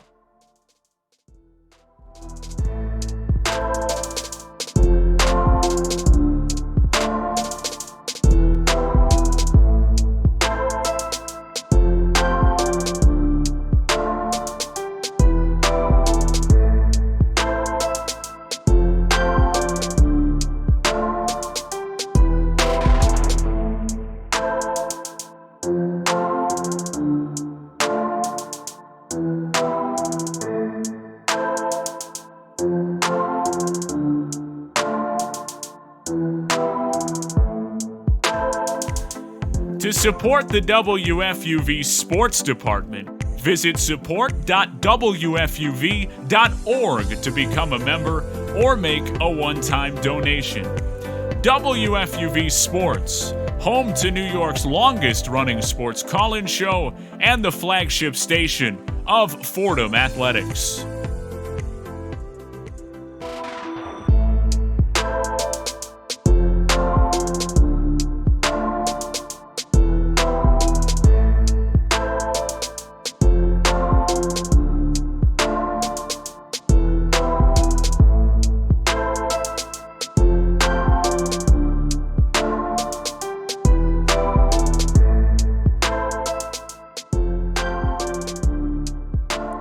WFUV and WFUV HD, New York. Listener-supported public media from Fordham, the Jesuit University of New York. Right here on 90.7 FM, WFUV.org, and WFUVSports.org. This is One-on-One, New York's longest-running sports call-in show on 90.7 FM, WFUV.org, and WFUVSports.org. Welcome back, WFUV 90.7 FM. This is One-on-One, New York's longest-running sports call-in show. Andrew Posadas, Sam Davis, and now it is my pleasure to welcome our next guest. He is a reporter for the New York Daily News, Brooklyn Nets NBA beat. If you need the news, he's got the scoop. Kristian Winfield. Kristian, appreciate you taking the time to talk some hoops. Appreciate you guys for having me, man. How you guys doing? Doing well, can't complain. Doing well. But I think people who can complain right now, though, Kristian, if I get to my first question, is the media members covering the Brooklyn Nets. As we know, the big news story, Kyrie Irving, after getting fined $25,000 from the league for not speaking to the media members, he went on IG again and on his Instagram story, said that basically that the media members are all pawns and it's not worth his time to talk to media members. Kristian, as somebody who covers the Nets, how do you feel about Kyrie's cryptic messages? I mean, it's an interesting question, right? It's an interesting situation, right? Like, as my job as a beat reporter is to cover this team, right? And part of that is talking to these guys and having access to these guys. And one person doesn't necessarily want to talk to the media for whatever reasons. And some of those reasons are warranted, right? When you look at the entire, let's just call it a snafu in the lead up to the Orlando bubble, when Kyrie is voicing his opinion about, hey, guys shouldn't go back to play basketball for XYZ reason. And then one side calls him a disruptor and then somebody else calls him pretty much stupid. right? So, I mean, you can understand from his perspective how he, you know what I'm saying? At a certain point, you get tired of certain people, you know, saying certain things. And then there's also just the history of everywhere he's been. And he's just had this type of what's a combustible relationship with the media, you know what I'm saying? Going back to Cleveland, going back to Boston, and now here in Brooklyn. You know, I'm pretty sure this is a situation that's going to resolve itself. And it would be a shame for it not to, you know what I'm saying? Kyrie just got here last season, 20 games. He only played a handful of them in Brooklyn. But I mean, just the energy he brings to that arena, you know, the type of player he is, what he's able to do out there on the floor that a lot of other guys can't do is just like bring that entertainment value. And you want to talk to the guy who's bringing the majority of that entertainment value. So for him not to be addressing media, I mean, again, I don't think it's going to be something that lasts an entire season. I'm not sure if the Nets are going to be, you know, it wasn't just him that was fined. It was the Nets organization as well. They split that $50,000 fine. And obviously, when you look at it, you know, $25,000 to someone who signed a $140 million contract doesn't sound like much. But when you add it up, if he decides not to talk for 72 games, that's basically, you know, almost $2 million that he's going to be paying. Now, mind you, that's the other side of this thing, right? Is that, yes, he's getting fined, but that fine money is going to charity, right? And Kyrie would, you know, he's a guy who makes charitable donations on his own, right? So if not talking to the media means donation money going to charity, then I'm not sure that's an issue for Kyrie. But at the same time, it's a very interesting situation we're in. And as reporters, it's not just myself. There's a lot of good reporters on this Nets beat, and we're just going to find a way to navigate it, regardless of however it plays out. From one superstar to the other here, Kevin Durant obviously coming back from injury this season. Nets fans are hopeful for serious playoff contention.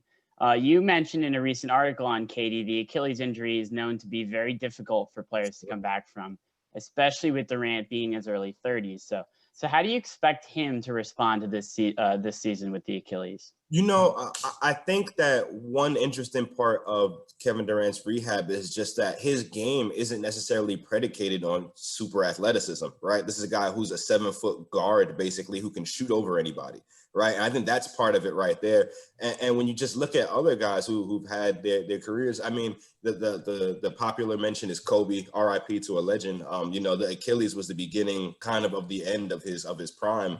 And if you just go back in history, you see more examples of that.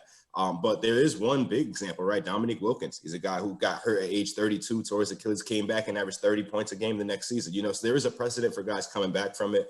And when you just talk to guys who have been able to be there and actually train with them, they're all saying the same thing. Mind you, they're supposed to say this, right? They're not supposed to come out there and say, hey, Kevin Durant looks terrible. He's going to stink it up. But, I mean, they're all saying the same thing. He looks like the guy who was dropping 30 a game before he got hurt. So, you know, I mean, this is one of those situations where we're only going to be able to see as it goes. You know what I'm saying? It's not like we're there. It's not like we're there during training camp because of the pandemic. We're not, you know, our access is pretty limited.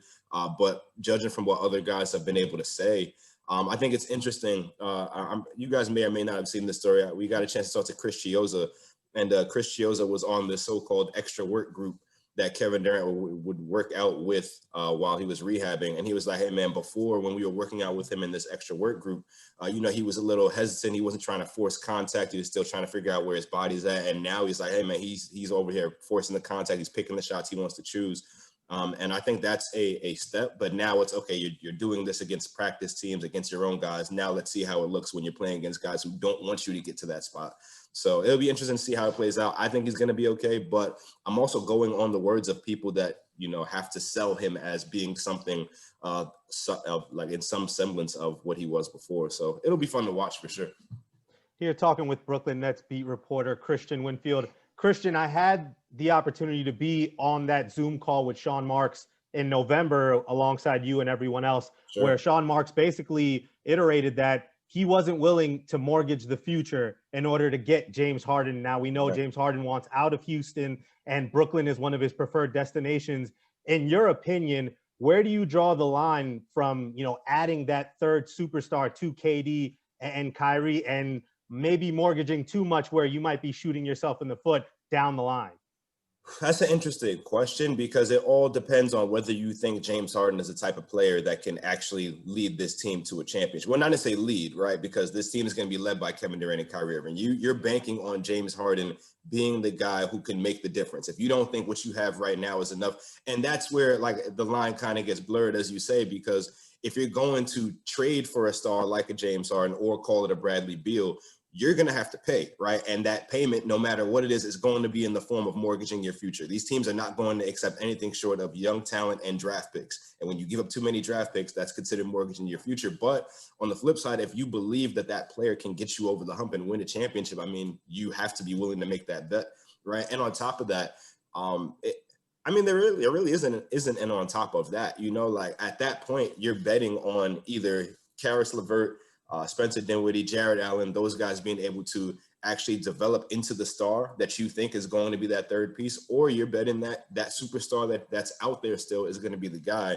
I don't think there is an option. I don't think there is a cutoff for these guys, right? Because at the end of the day, for the next 3 years, the Nets draft picks are going to stink, right? Well, not stink, but they're going to be late first rounders at best. And then on top of that, you have to pay to play, right? You're not getting James Harden just by matching the dollar amount. That's not how it works. You've got to give something up that actually makes sense. So I'm not sure there is a scenario where the Nets aren't going to mortgage their future for a third star. It's just more of does that star fit into the grand scheme of what they're trying to do. And I think at this point, you've got so many players, they're probably going to go into the season the way everything is right now and then see how things look up until the trade deadline, which would be the smartest thing to do. And then from there, if by the trade deadline, this team is 130 and only lost 6, then you keep it together and go for it. So, the Nets have a lot of flexibility right now. They've got a lot of players on longer term contracts. It's interesting because Sean Marks is out here saying, hey, we're not against making trades, be it smaller or larger ones. So that kind of looms large over the entire picture. But at the same time, you've got to figure out what this team is going to look like. And you're not going to know that until you get to at least game 10, game 15, game 20 of the regular season. We talked about Kyrie refusing to talk to the media. We also all remember Kyrie, after the hiring of Steve Nash, the new coach, saying he doesn't see the Nets as having a head coach. Steve Nash is the coach for this season. So how do you expect his first year to go? And how do you think his relationship is going to be with Kyrie and with KD and with the rest of the team? There's a huge question mark, and Steve Nash is part of that because he's never been a head coach. He's never been an assistant coach. And he really, his history in the NBA outside of being a player is somewhat limited. Now you can't discount what he was able to do as a player, right? This guy was one of the best point guards of all time, Hall of Famer, back-to-back MVP winner. And Sean Marks said something interesting once. He said, we're looking for a conductor. We're looking for somebody who can kind of tap into all the different facets of everybody on the roster and kind of just make them mesh well together. It's not like Steve has to go out there and create a new offense from scratch or create a new defense or reinvent the wheel or anything like that. That's not necessary. When you've got guys like KD, Kyrie, Karis, Spencer, all these guys, you don't really have to do too much other than make sure everybody's on the same page, manage the rotations, assign roles, and make sure guys are tuned into one another. And I think that's what we're going to see from Steve Nash.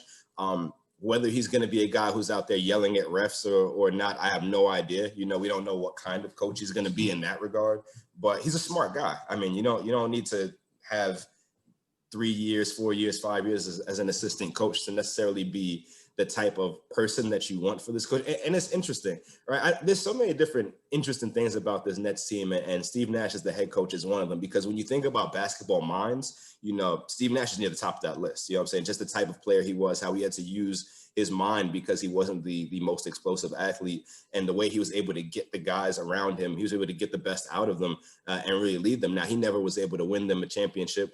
Mike D'Antoni has never been able to win a championship. Mark Stoudemire never won a championship. So these are things that we're going to have to see. But at the end of the day, you've got KD and Kyrie, 2 guys who have won championships in their careers, and you're going to be leaning on them. So whether Steve Nash is actually the head coach or whether it's Kyrie or whether it's KD on any given day, who knows? I do know one thing that KD and Kyrie wanted in a head coach was somebody who was just going to listen, right? And that was part of the issue that, came out with KD and Kyrie and some of the other guys on the roster as it pertained to Kenny Atkinson. He wasn't necessarily one who was listening to his guys and trying to, I would say It's interesting. I do think that Steve is going to be a different, he's kind of going to be a breath of fresh air for those types of guys. But now it's also, how do you balance that with developing the other guys on the roster? Because these guys only have a three-year window, right? You've got them for 3 years. Now what do you do? So it's a lot to watch. I think I wouldn't say Steve Nash is under pressure, but there's also the conversation of, hey, there were a whole bunch of other, more experienced candidates who were available to be able to take that job. So for somebody to just step into those shoes so soon, it's going to be, I keep using the word interesting, but that's where this Nets team is right now. There's so much that we don't know about them. And right now, all we're going to be able to do is watch and see it unfold. And that's what I want to ask you, Kristian. If they don't make any more moves, they still have two superstars in Katie and Kyrie. You got pieces around them: Dinwiddie, Jared Allen, Karis LeVert, DeAndre Jordan being that locker room presence. Where do you put this team when it comes to the conversation of the best in the East coming into this season? That's a tough question. If you're asking me right now, I have them near the top, because automatically I thought the Bucks won in free agency up until the whole Bogdanovich thing fell through. I thought that was a piece that they really needed. But still, you add Drew Holiday to that mix. You've got Giannis, whose work speaks for itself. You still have Chris Middleton, and you've got Mike Budenholzer as the head coach. I think that team has as good a chance as anybody. But after that, there's just like a lot of drop off when it comes to star power, right? You've got Ben Simmons and Joel Embiid in Philly, but they still have to prove that they're a team that can actually make it work around those two guys. You do have the Boston is going to be tough because you've got Kemba Walker, you've got Jaylen Brown, Jason Tatum, but those guys didn't necessarily rise to the occasion last year either, right? And you've got Miami, who somehow was still an underdog, even though they made it to the NBA Finals last year.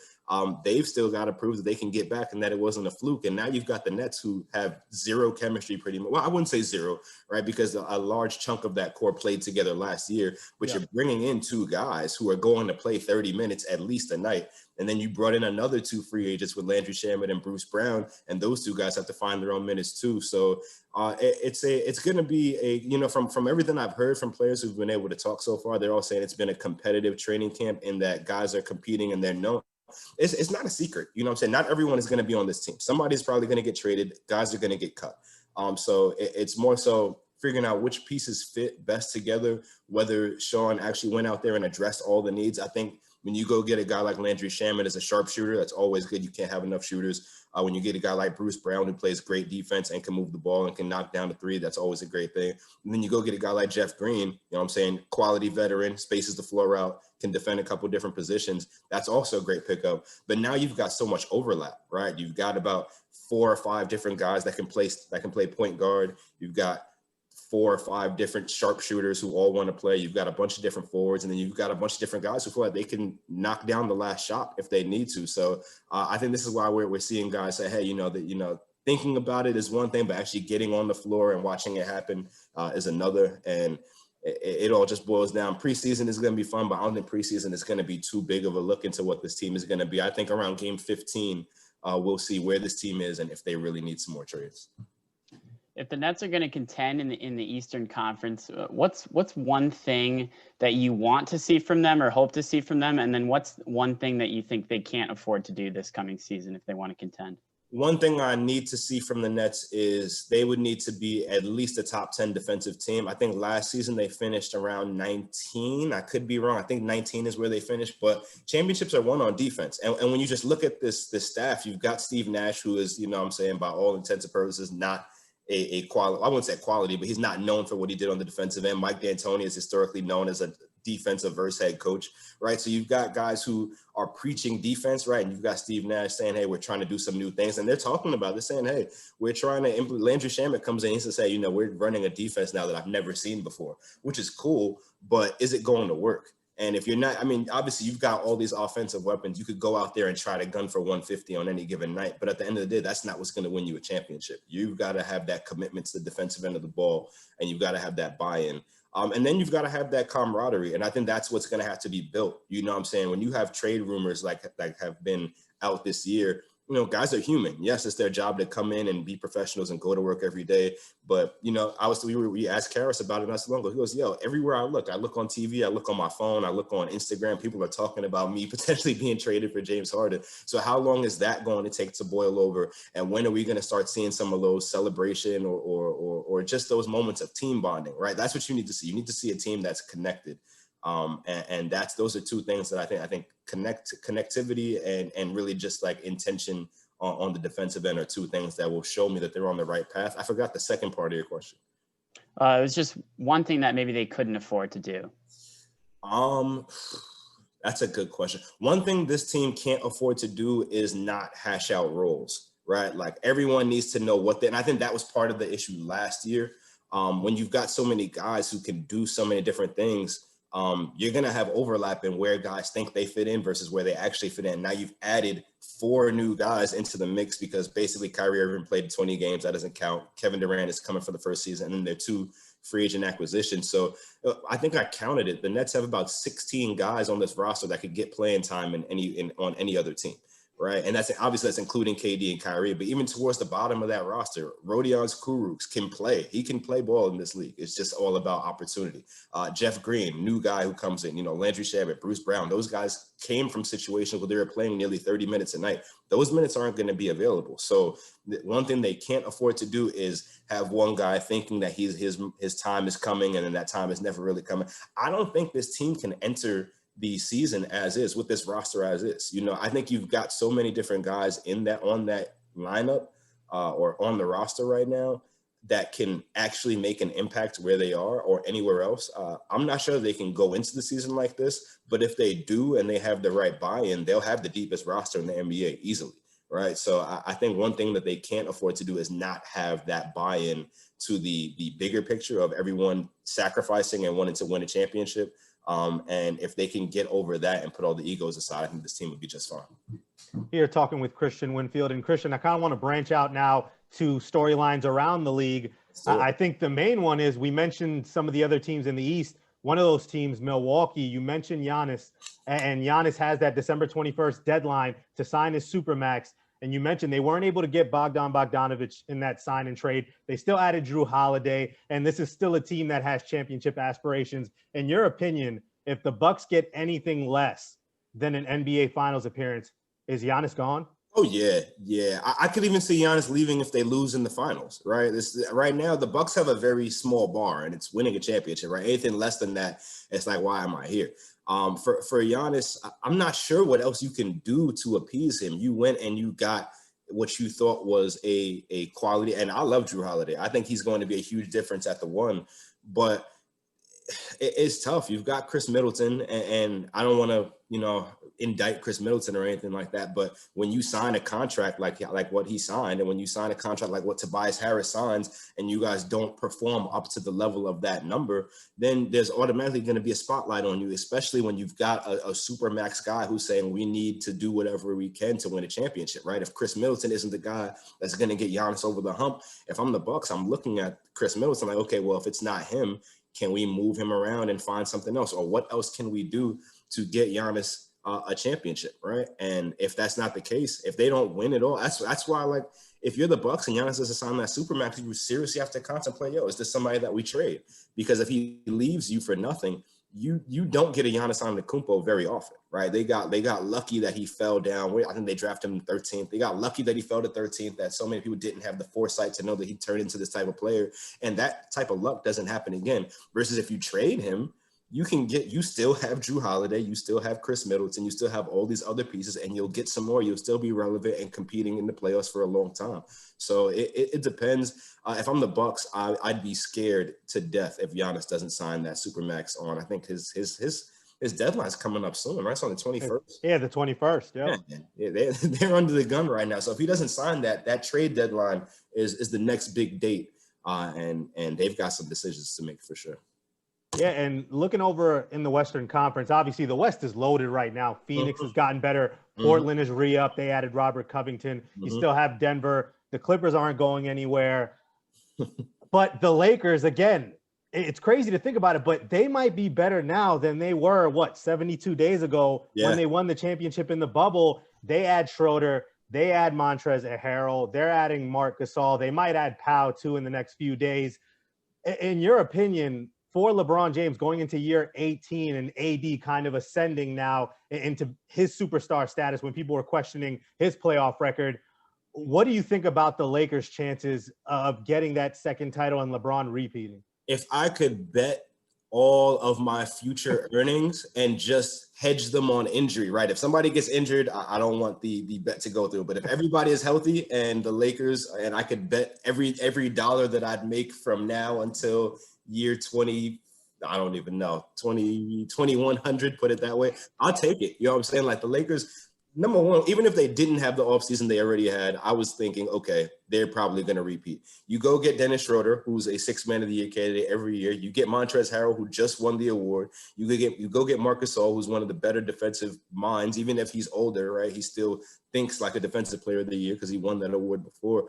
The Lakers are just loaded again, right? And they didn't need a third star, right? They just needed to plug in the holes. They realized, okay, well, we need some depth. Let's go get that. And look at them now. I don't think it's going to be an easy path to the finals at all. We just look around. Number one, I think the Nuggets are coming again, right? I think what we saw in the bubble was their coming out party, both for Jokic. Well, we already knew what Jokic was, but I think Jamal Murray had a chip on his shoulder just because I don't think guys consider him a top tier point guard. And if you don't have him in your top, at this point, top five, Jamal Murray might be a top 5 point guard in this league based on what he was able to do in that bubble.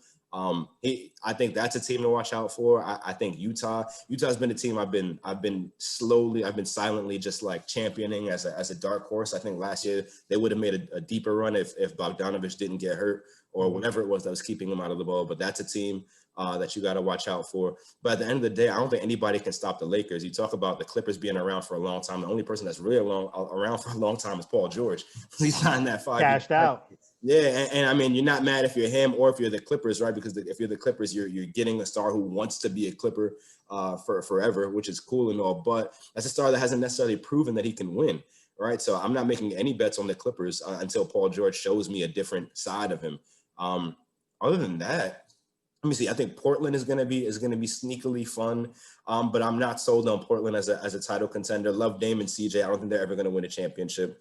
And part of it is just the way that the West is shaping out, right? All roads are going to lead through LeBron. And if not, you've got so many other really, really good teams that it's going to be tough for them. I think that the West belongs to the Lakers. The Warriors, you hate to see it. What happened to Clay? I thought that would be a team you'd have to watch out for. But if I was a betting man and I could bet everything, I should probably try to see if I could bet any money on these Lakers real quick, see if I cash out.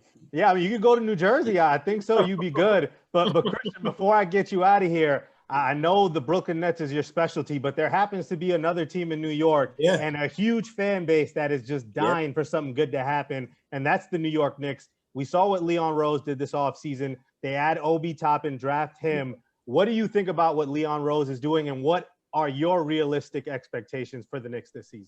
You know, I was at my pops is probably the biggest Knicks fan that I know. So much so that he's trying to put a cap on how many Nets games he's going to watch this season just so that he doesn't start turning into a Nets fan. But when you look at what they've been able to do, I mean, I don't want to say this because it's like putting a lot of hope in a franchise that has consistently let us down year after year after year after year. But it looks like the Knicks are finally on the right track, right? You've got, I think, number one, a lot of people made a big deal about going to sign Tom Thibodeau versus going to sign a new head coach, maybe somebody fresh with a new type of offensive mind. I thought the Tibbs hire was spot on.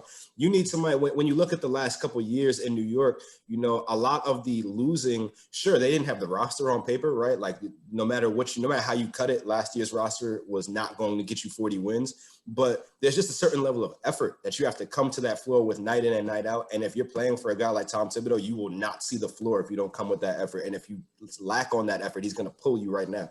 So I think that the hire was perfect. You know, off rip, you're going to be a team that competes, and off rip, you're going to be a team that has attention to the details and intentionality on the defensive end, right? And those are two things that matter. Then you go and number one, you still got RJ Barrett, right? And I think RJ, when you don't have enough spacing on the floor for a guy like RJ, who's left-handed and whose game is predicated a lot on driving, you're just not going to have the best result. So I think now you're going to space that floor out a little bit more.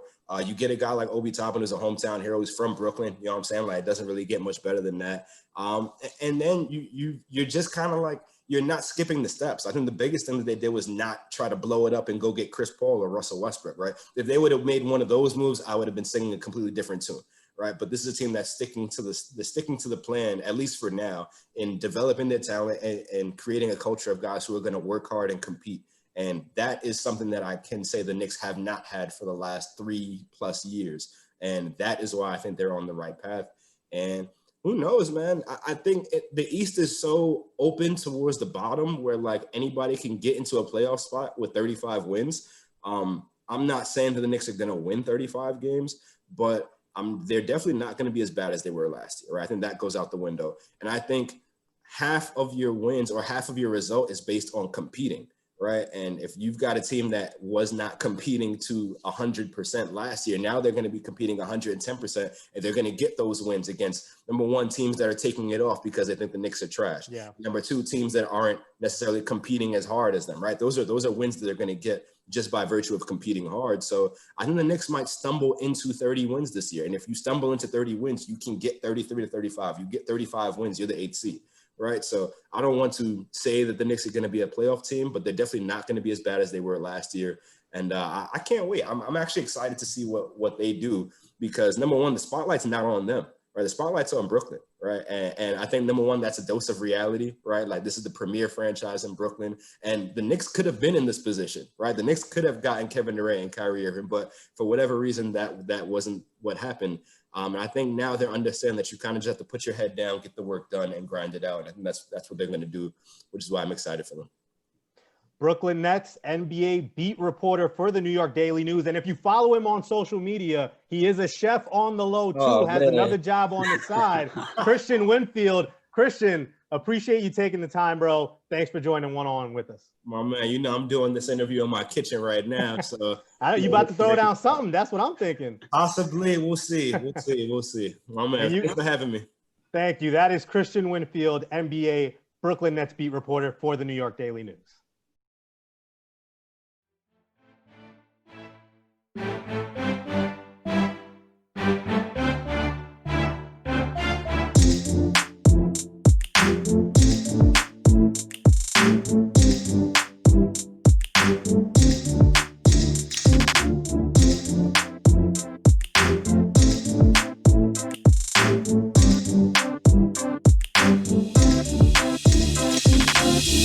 WFUV is the flagship station of Fordham Athletics. Keep it locked right here on 90.7 FM, WFUV.org, and WFUVSports.org to catch every Fordham basketball game this year.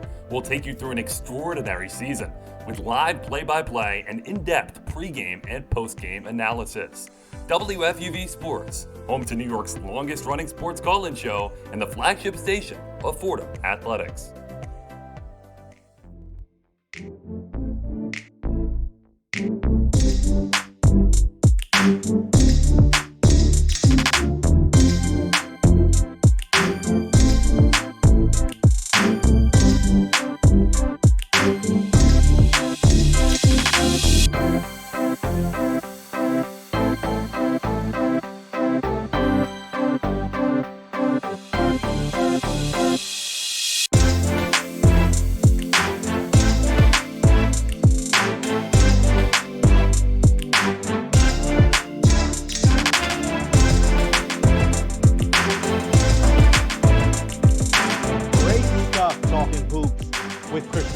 Of the New York Daily News, Sam. He gave a lot of insightful answers about the Brooklyn Nets and what we should expect from them this season, as well as some answers about LeBron James, Giannis, the Knicks, kind of going around the league, giving us a bit of a landscape of what he thinks is going to happen. And as I mentioned at the end there, Sam, if you follow him on social media, he is known to throw down in the kitchen, also moonlighting as a chef. So think about that. Sports reporter by day, chef at night. He's a talented man. He does it all. I'm going to have to follow him now that you said so. But yeah, yes. He offered up some great points about the Nets. It's an exciting season for them. Excited to get into it here.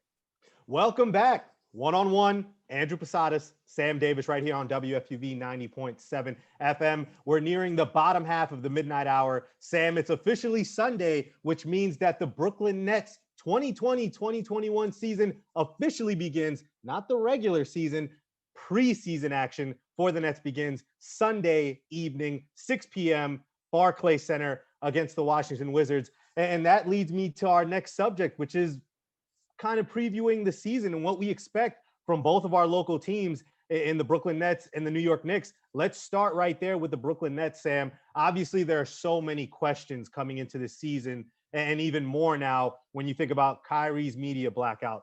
What version of Kevin Durant are we going to see post Achilles tear? Steve Nash entering his first year, his first experience as a head coach.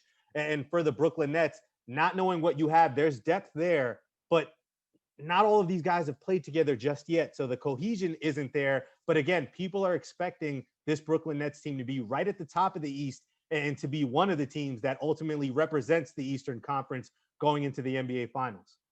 Yeah, there's certainly lots of questions and concerns surrounding this team. You know, it's a new team coming together, all the things you said. But like you just said there at the end, there's a lot of positivity. I mean, Kevin Durant, when you have a superstar like him coming back, Kyrie coming back as well, only played 20 games last year. I think what they did last year was just very impressive. The fact that they only had Kyrie for 20 games, didn't have KD at all. They still found a way to get in the playoffs. And I think that's a big credit to the surrounding staff, you know, to the supporting cast almost of these two guys stepping up last season. I think you got to highlight Spencer Dinwiddie. You got to highlight Karis LeVert. Jared Allen, another good example. They signed DeAndre Jordan this offseason. That'll help. It's definitely a clubhouse piece for them. Landry Shamet, another guy they were able to get. There's a big supporting cast for the Nets, and I think that's going to play a big role, a lot bigger role than people think coming into this season, because you have KD, you have Kyrie, they're superstars. We know that, and they're going to play. Hopefully, KD's 100% after that injury. I think the game of basketball is better when he's at the top playing well. And same with Kyrie, as long as he can stay healthy and kind of avoid, you know, eventually I'm sure he'll come around talking to the media. But if those guys can play like they always do, it's going to come down to that supporting cast, helping them out. Karis LeVert is going to have a decent season, definitely a good season for the Nets. And if all those things come together, in addition to chemistry, in addition to new coaching, you could be looking at a Nets team that can contend seriously for the NBA Finals. Yeah, and I think you made a great point about the Nets knowing what they have. Because KD wasn't there all of last season and Kyrie was hampered by that shoulder injury for a majority of it, we found out in the regular season before the shutdown, we found out that Spencer Dinwiddie is a really good point guard. He's not just a guy who can come off the bench and lead your second unit. He's proven that he can be a starter in this league. And then once the Nets got down to the bubble, they kind of saw what they have in Jared Allen and Karis LeVert. Think about it. DeAndre Jordan was not down there. So Jared Allen had to be the main rim protector. And I think he showed flashes that he can be a very, very serviceable two-way player, not only give you that defensive anchor, but that guy who can catch lobs, offensive rebound, clean things up, and can be a double-double guy one day. And then I think the biggest surprise was Karis LeVert, seeing him kind of emerge into potentially a star. I mean, not only can he score, he can rebound the ball. He had a couple of games where he had over 10 assists. So he kind of flashed every part of his game, and his progression since he was injured last year or 2 years before, he had suffered some injuries. So Sam, again, I think the Nets, this is why I don't think they should trade for James Harden or anybody else. They have enough depth. See what you have with this team as constructed. See what happens this year. And if it doesn't go as Steve Nash and as Sean Marks and as everyone in the organization, if it doesn't go how they expect, then I think you can kind of explore certain trade options. But for now, see what you have with this team, because as constructed, this is a team that's a prohibitive favorite in the East.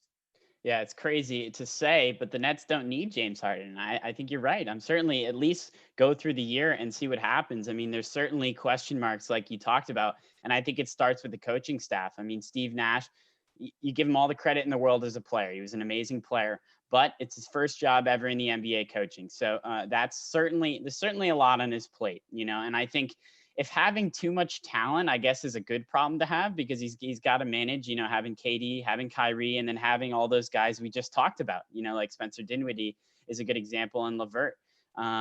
We'll see how he manages the game with them. And I think he certainly will provide a little bit of help for Kyrie. He's comes from a very successful point guard from one to another there. That'll help. I think Stoudemire can help with kind of the big men, especially DeAndre Jordan, I think will be a big help too, coming to this team, kind of a veteran presence there. And D'Antoni might help too, just being that veteran coach. He does have experience, unlike the other two, Stoudemire and Nash. So I think it's a lot to ask out of a first-year head coach. So it's certainly I would say maybe even the biggest concern, along with the fact of KD staying healthy and Kyrie staying healthy as well. Steve Nash has a lot on his plate going into this year. Yeah, Sean Marks has definitely put his former teammate Steve Nash in a position with the coaching staff, with the roster where he can flourish and be successful immediately. And when I look at the other teams in the East who are going to be competitive, they have questions of their own as far as I'm concerned. Milwaukee, can Giannis shoot? Can he have that jump shot, keep defenses honest? And is that team good enough? They didn't get Bogdanovich. They added Drew Holiday, but is that enough to get you to the finals? I think about Miami, a team that made a hell of a run, and Alex Walls will attest to this. I picked them to go to the finals in the bubble. But again, Jimmy Butler, Bam Adebayo, he gets his extension. Can Tyler Hero, Kendrick Nunn, Duncan Robinson, can they take the next steps to be viable? They didn't have to see KD and Kyrie in the bubble. So again, and then I think about Toronto, you give Kyle Lowry his money, you give Fred VanVleet his money. Pascal Siakam didn't show up in the playoffs. Are they a team that can contend with Brooklyn when Brooklyn is at full strength? So again, and then I think about Philadelphia. We don't know what we're going to get with this Doc Rivers, Ben Simmons, Joel Embiid experiment. We don't know what's happening there. So if you're the Brooklyn Nets, while you have questions of your own, these other contenders, they have questions they have to answer. So if Brooklyn can stay healthy and they can kind of take these 72 games to get this team chemistry where it needs to be, they're in the driver's seat as far as I'm concerned. Yeah, I'm thinking of two big things for the Nets here. And I think it starts with the health of KD and Kyrie. That's the number one. You got to make sure they stay healthy and come back, honestly, playing just as good as they have in the past. And that's a lot to ask, especially from KD and Achilles injury. And that's a tough thing to come back from. But it's possible. It's certainly possible. And he's up there in the NBA. So I think that's the first thing, those guys staying healthy. The second thing is chemistry. And that's a huge thing, especially with a young coaching staff. You combine new coaches.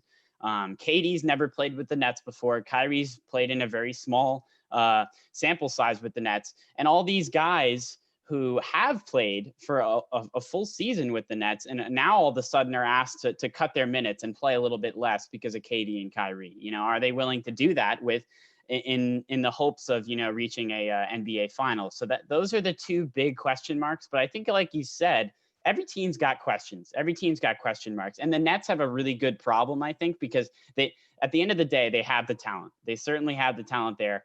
And even with KD and Kyrie, just those two alone, you can contend for a championship. So they certainly have the talent. It's a good problem to have. If I'm a Nets fan, I'm extremely optimistic for this season for sure. Yeah, the journey begins Sunday evening against the Washington Wizards and then officially kicks off December 22nd in that doubleheader where they will face the Golden State Warriors. Now, while the Nets are in the proverbial driver's seat in terms of contending in the Eastern Conference, Sam, the New York Knicks, they're not in shotgun. They're not in the back seat. And if you have a van, they're not in the back seat. They're on the side of the road hitchhiking, seeing if that contender van will come and pick them up. Doesn't seem likely this year. But again, some nice things that we saw on Friday night against the Pistons in their first preseason game. They win by 6. We saw Obi Toppin, 11 points, 7 rebounds. RJ Barrett, 15 points, 5 rebounds in 29 minutes. Sam, we asked Kristian what his realistic expectations are for the Knicks. What are your realistic expectations for what Leon Rose can do with this franchise? Listen, they're not going to contend this year, I don't think. I think maybe an 8 seed, but even at that would be a huge success, and I don't see it as possible. But all that aside, I'm optimistic, for the future. I really am. I think RJ Barrett is going to have a big time, more consistent year. He certainly was really good at times last year, but he was not so good at times also. I think if he can be consistent, that can prove to the Knicks organization, this is the guy you want to build around. This is the future of the franchise. And you have a number of future pieces. Mitchell Robinson's another one, and Obi Toppin obviously coming in this season. So much excitement surrounding him, NBA ready. He looked good last night. on Friday night against the Pistons there. So those three guys, I think it's going to be those three guys are going to be the telltale sign. If they come out, if they get significant time, which I think they should, I think Tom Thibodeau should give them the opportunity to earn their minutes and certainly prove to the Knicks organization that these are the guys you can build a successful franchise around. And that's a start, right? I mean, last season we were down on the Knicks big time. And this year, certainly they aren't going to contend, but we're a little bit more optimistic about that because of these young guys, because of the future that could happen if these guys reach their potential. And I think they will. It's going to be an exciting year down the road for the Knicks. This year, I don't see him contending. What about you, Andrew? No, of course not. But I think what Leon Rose has been able to do, I think deserves a lot of praise. I think if Leon Rose would have came and tried to make a splash in free agency and signed, let's say, Jeremy Grant to that 3-year, $60 million deal, Knicks fans would have been going crazy. They'd be like, all right, this is the same old story. You know, woe is me. We're never going to be good. 1999 was 55 years ago. Like, that's just Knicks fans' mentality. But when you think about that, signing Austin Rivers to a player-friendly contract, signing Alec Burks to a 1-year, $6 million deal, signing Nerlens Noel to a 1-year deal. We saw what he did on Friday evening. He looked very good in his minutes with the Knicks. Mm-hmm. So I think for now, they're taking a conservative approach and just trying to build this from the ground up. You have pieces, and I think hiring Tom Thibodeau, I think that will do wonders because a lot of these guys who they're so high on and have and believe has a lot of high potential. When you think about Obi Toppin, Kevin Knox, RJ Barrett, these guys don't play defense. That's what's lacking in their game from taking the next step up to being, you know, perhaps an ascending star in this league. So I think Thibodeau will do enough to kind of unlock whatever defensive potential those three players have. And just in general, making this Knicks team better on defense, because I think that's important. If they can be competitive defensively, they'll be in more games. And hopefully these young players can continue developing and coming along and winning close games that they wouldn't have won last year. So again, we're not expecting them to be the 8th seed, but quite frankly, this is a team that should not be in the bottom of the cellar in the Eastern Conference. I think Knicks fans are expecting them to be a bit better. And for a 72-game season, I don't think it's a stretch to say, hey, can the Knicks win 30 games this year and go 30-42? I don't think that's a stretch, Sam.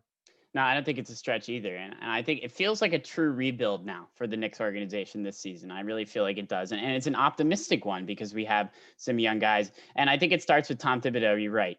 That was a great hiring. I really like it. He gets everything out of his team. You know, he really practices hard. And he came out and said, you know, guys are going to have to earn their spot. They're going to have to earn their minutes on this team.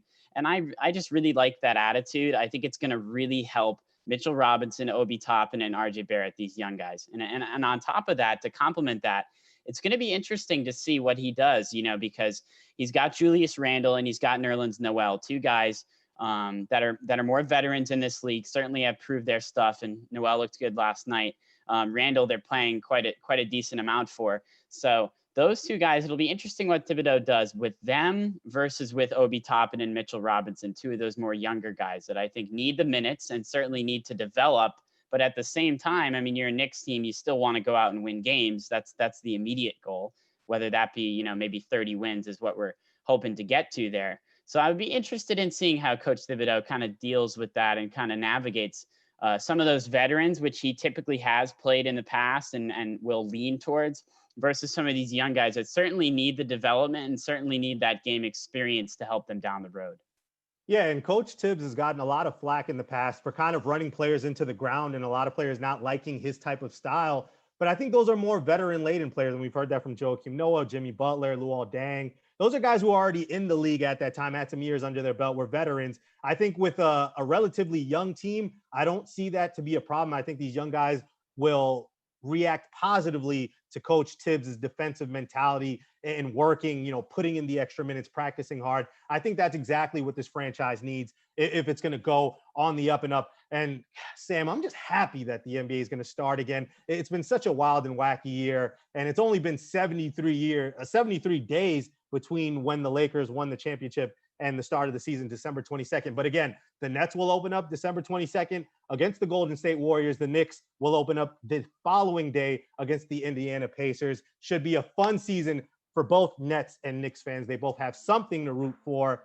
What I'm rooting for after this break is more headlines with Kelly Bright. Kelly will join us, give us the latest in college athletics, and maybe a story about the Yankees and Brian Cashman. He had some words about DJ LeMahieu and some offseason moves that the Yankees are thinking about. We'll have more with Kelly and headlines after this break.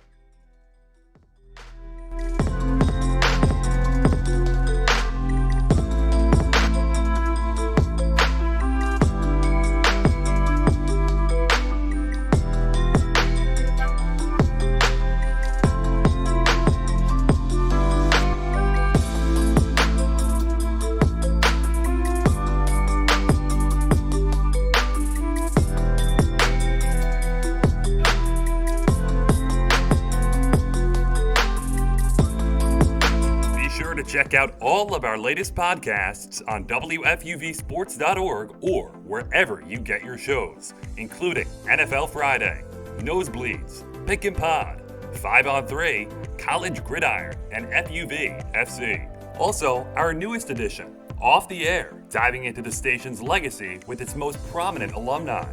WFUV Sports, home to New York's longest-running sports call-in show and the flagship station of Fordham Athletics.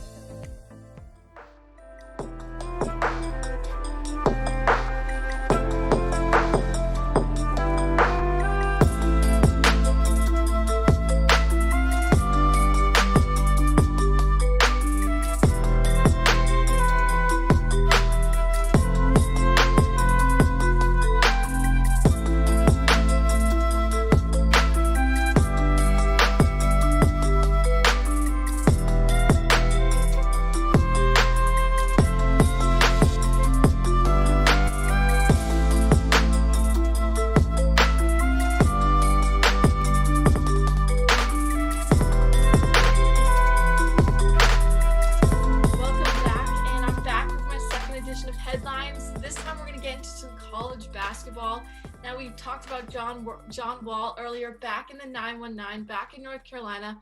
We're talking Duke basketball, who shortly after Coach Mike Krzyzewski was criticized for comments suggesting delaying the NCAA basketball season because of the pandemic. The Blue Devils just announced the cancellation of the rest of their non-conference regular season schedule. Now, this announcement and his comments come after an embarrassing 83-68 loss to Illinois that knocked them to 2-2 on the season. And that was their second dropped home game to a non-conference team this season after December 1st game against Michigan State. Sam, I'll go to you first. What do you make of this? Is this a smart move by the Blue Devils, or is it just a scapegoat for what's looking to be like a very off year for a team that's normally in the top 5? Well, Kelly, you bring up a great point about the back-to-back losses in both the non-conference games at that. I think it certainly plays a role in what he said. I mean, he's not going to go out and say this if they win 2 in a row. But I'm gonna combat that with saying that I think a lot of people were thinking what Coach K comes out and says here. I mean, college basketball has certainly had plenty of trouble with cancellations and postponements. I think, honestly, more than any sport we've seen, the amount of cancellations just on a daily basis here has been crazy. And you can't tell me that, first of all, the NCAA didn't expect this, and second of all, that they aren't thinking about doing something else, or at least thinking about reassessing the plan that they have, because it's all about player safety right now. And tons of teams are canceling games, and you gotta think about it. I mean, if you're the NCAA, you gotta at least go back and look at the plan, and look at what they're thinking about doing in the future here. Obviously, Coach K losing kind of led him to go out and said what he did, but I think it's not going to hurt anyone for the NCAA to at least go back and look it over. I think Duke canceling the rest of the non-conference might be more leaning towards the result of losing those 2 games, but they aren't huge, meaningful games for them. So I think they're still going to have to prove themselves in the conference this season. They're still going to play, and college basketball is going to continue to go. But overall, I don't know. I think it's certainly led, these losses certainly led to Coach K saying what he did. I love what Alabama head coach Nate Oates had to say in his press conference. He said, do you think if Coach K hadn't lost his 2 non-conference games at home, that he would still be saying that? The answer is no. If Coach K was undefeated right now, he would be talking about, well, the health and safety protocols have been great. We're doing a great job here. We can't wait. We're going to play out the full season, and we feel like we have a team that can contend for a national championship. That's not the case. This Duke team is not very good. I mean, they had a top 10 recruiting class, but it just doesn't seem like the recruits are exactly what we've seen in the past. The Brandon Ingram, Zion Williamson, RJ Barrett, Cam Reddish. Coach K isn't getting those guys. He hasn't gotten those guys for this upcoming year, and it's shown. And I think this is just Coach K's his excuse to cancel non-conference games to give his team a few weeks to kind of recharge their batteries, get into practice, because he knows he needs to work with this team more than he has to with previous teams in the past, where talent kind of catches up and goes ahead of the curve. But again, with the team that he has now, he knows he needs extra time. And while this is very nice, yeah, we shouldn't be playing it. It sounds genuine. Kelly, I have to think that Coach K has some ulterior motives. He knows his team isn't that good this year, and he kind of just wants to give them a break, reset, and then head into ACC play, hoping that his team is ready to kind of make a run and be the top 10 team that they were ranked to be when the season started. Yeah, his team has been disappointing this year. And you said top 10 recruiting class. They're actually the third ranked recruiting class. Oh, God. Well, that's even worse. You know, you've got Jordan Goldwire coming back. Matthew Hurt, Wendell Moore Jr. has been extremely disappointing this season. Jalen Johnson, Jeremy Roach are both freshmen. And they've had a disappointing season. But at the same time, you know, we're talking about a Coach K who's arguably one of the greatest coaches of all time, you know, over 1,150 game career wins, 5 national titles, 3 gold medals. You know, this isn't a coach who needs excuses generally. This isn't a coach who needs to explain his decisions or you know, find an excuse for his losses. But at the same time, you brought up Alabama head coach Nate Oates and how he kind of came at Coach K saying, you know, oh, if he had lost his games, will we be having the same conversation? However, 2 things on that. One, Coach K has expressed concern about the season back when a pandemic started, back even starting over the summer. He's expressed, you know, his concerns about not only physical health and safety of his players and his staff, but also the mental health. You know, he's actually been one of the stronger advocates for mental health of college athletes. I know he even said with the cancellation of these non-conference regular season games, he's also going to be sending some of his players home, literally home to their families for a few days, and then letting them come back, get tested, and go through the COVID requirements before they can play again, because he is worried about his players' mental health. So I think some of the concerns he raises are valid. I mean, we are seeing, unfortunately, still a rise in the pandemic. Numbers are still increasing. And again, I'm in North Carolina right now, and we're still going up. We've been going up this whole time. Our numbers are higher than some of the cases in New York and New Jersey at this point. So although they haven't had any cases in their athletic department, they've already had multiple games canceled because teams they were supposed to play experienced COVID issues. And honestly, canceling the rest of their non-conference regular season games isn't that big a deal. They only had a few games left against teams that weren't very threatening. So I think it sounds worse than it is, but it is a question of whether or not, I mean, if he has a point with what he's saying, regardless of if they've been winning or not, like, is this the right thing for college basketball players, especially knowing that there's already been this ongoing conversation about student athletes kind of being used and not being paid? Is this the right thing to have them go through this and have their games be canceled and putting them at risk and their families and friends at risk as well? Yeah, I mean, the losses for sure, I think, pushed him to say this. I don't think there's any doubt with that. So I'm going to agree with both of you guys here, because I think the losses pushed him to say what he had to do.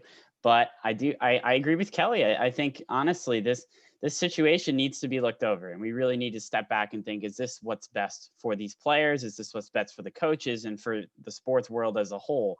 And I don't really expect a whole lot to come out of it, to be honest. I think the NCAA and college basketball is just going to push through it, just like a lot of other sports have done, and give those sports credit. They've continued. You know, the NFL had their problems. They're still playing every week, and we're happy about that. I think college basketball, there's a light at the end of the tunnel. They're going to have to just keep pushing.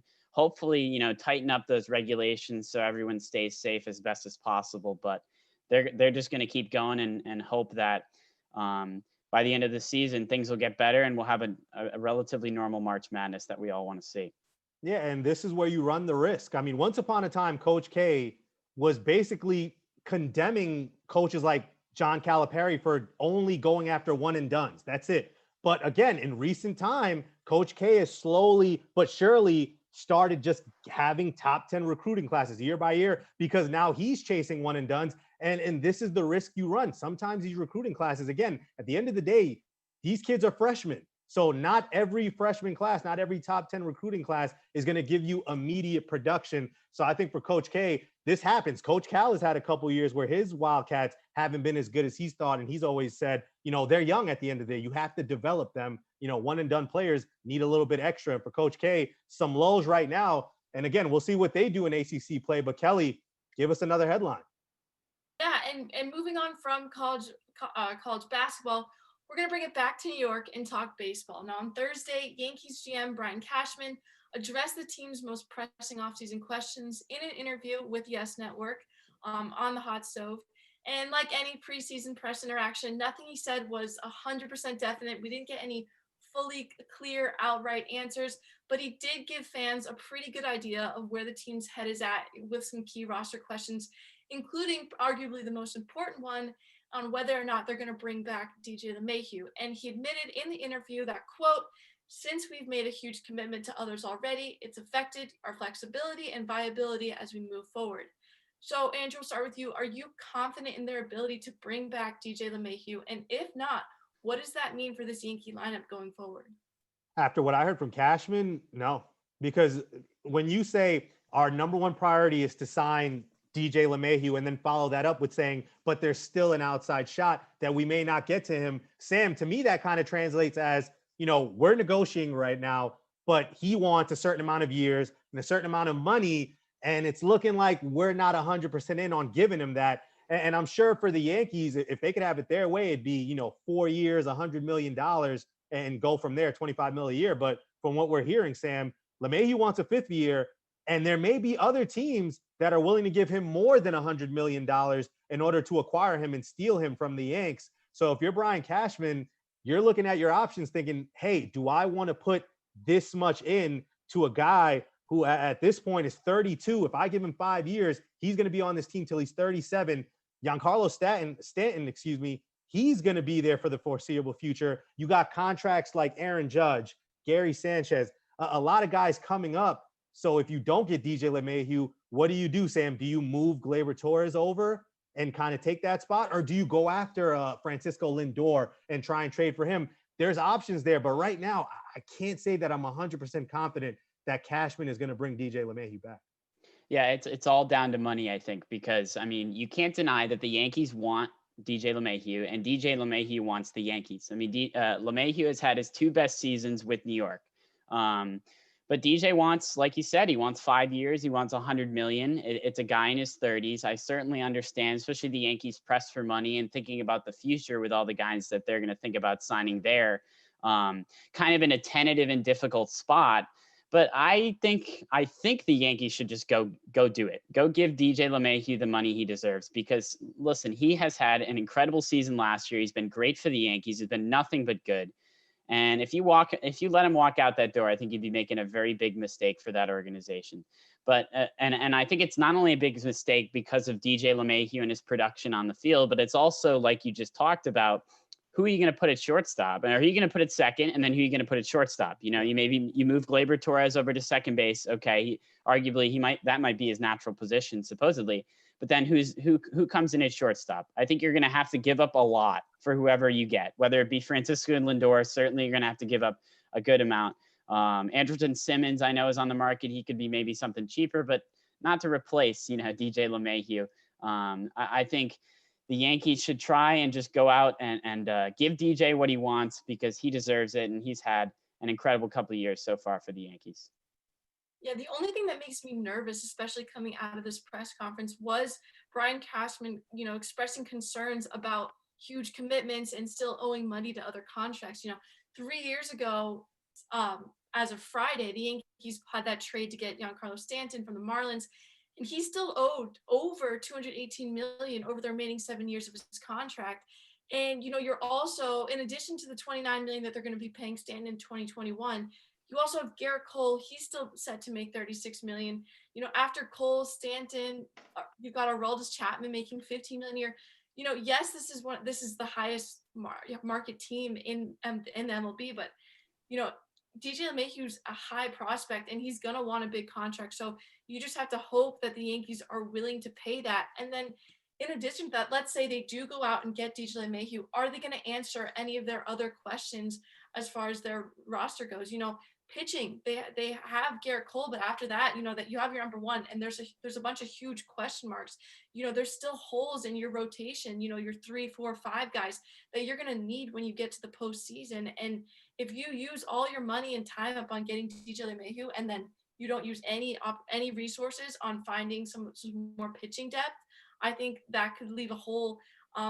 It could disappoint some Yankees fans.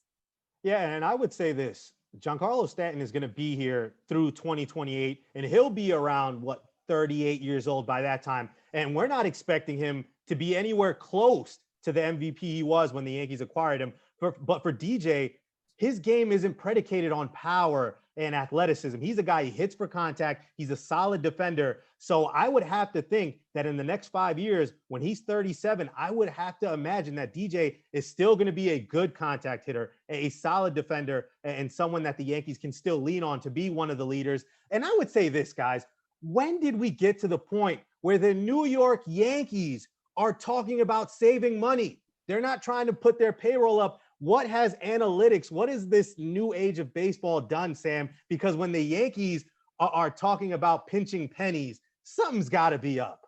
Well, I think they're just here. I'm gonna offer a little bit of rebuttal. I think they're just focused on a couple of years down the road. I mean, they have some big contracts they might have to fill out in a couple of years, and they, in addition to the money, the large amounts of money they're paying right now for some of these guys, like you talked about Stanton. But DJ LeMahieu, I think you got to go get him. And what he's asking, I don't think it's a lot of money. I mean, it's a reasonable amount of money for a 30-year-old. Certainly, obviously late in his career, that's the only downside, but he's a contact hitter at the end of the day. He's always going to be that. And I could see him in his late 30s still being, valuable for this team and still putting the bat on the ball and doing everything he can to get the Yankees a championship, because that's what they're after.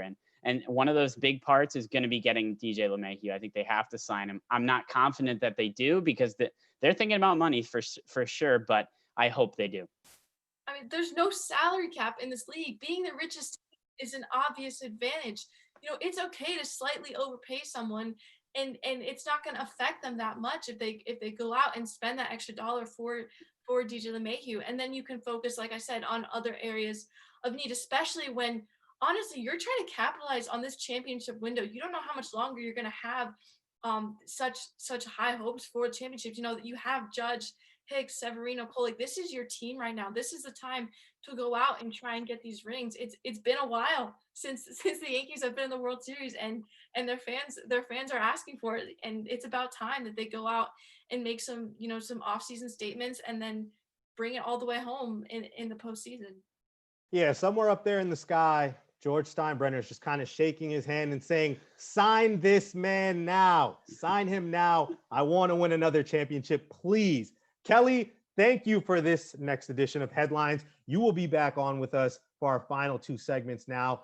Final hour coming up here. We have just crossed 1 o'clock in the morning. Sunday, Andrew Posadas, Sam Davis. After this break, we'll stay with baseball. We were able to talk to Jed Tuminaro, the director of the official 2020 World Series film between the Los Angeles Dodgers and the Tampa Bay Rays. We'll get Jed's thoughts on having to do it under such circumstances amid the pandemic. After this break, we will have Jed Tuminaro. Keep it locked right here on WFUV 90.7. We'll be back.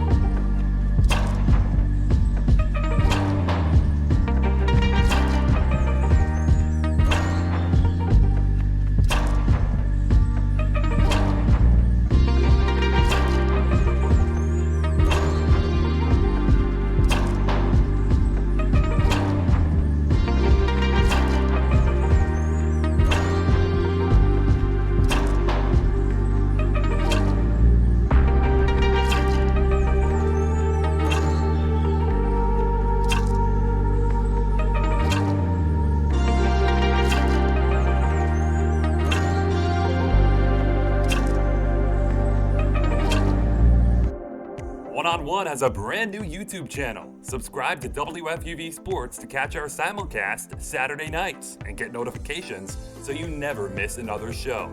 Miss the show? You can find on-demand segments, interviews, and highlights every week. WFUV Sports, home to New York's longest-running sports call-in show and the flagship station of Fordham Athletics.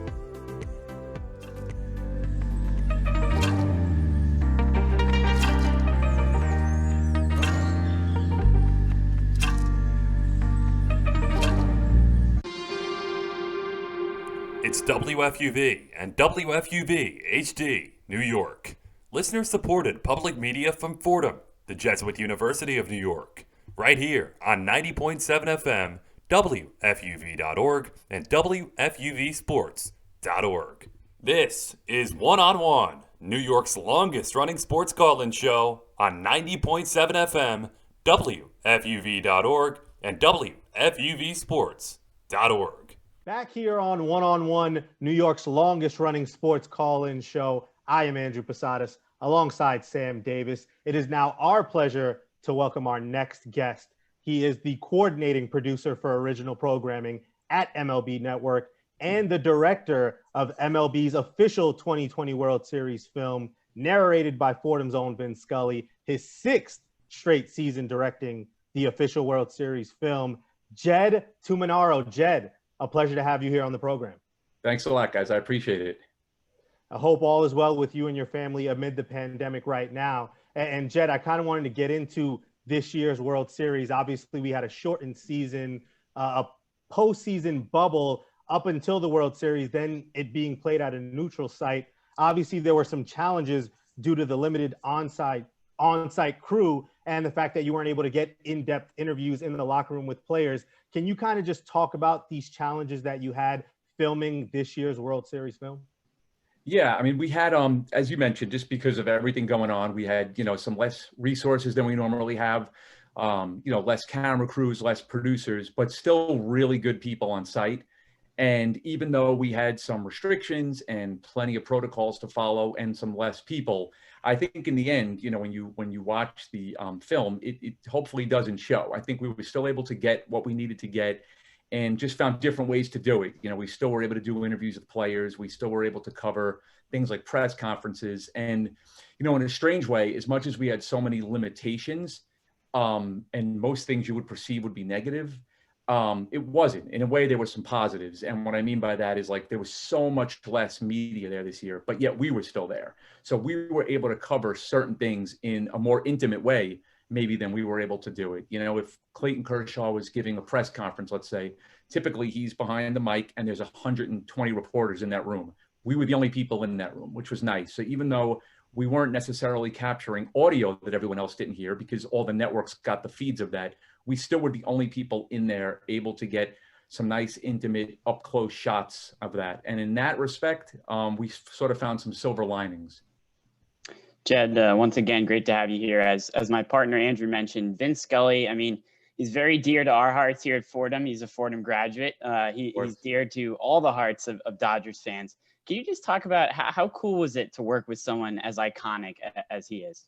It was great. It was great because, first of all, he's the best, and he's still, if not he's the best at what he's done.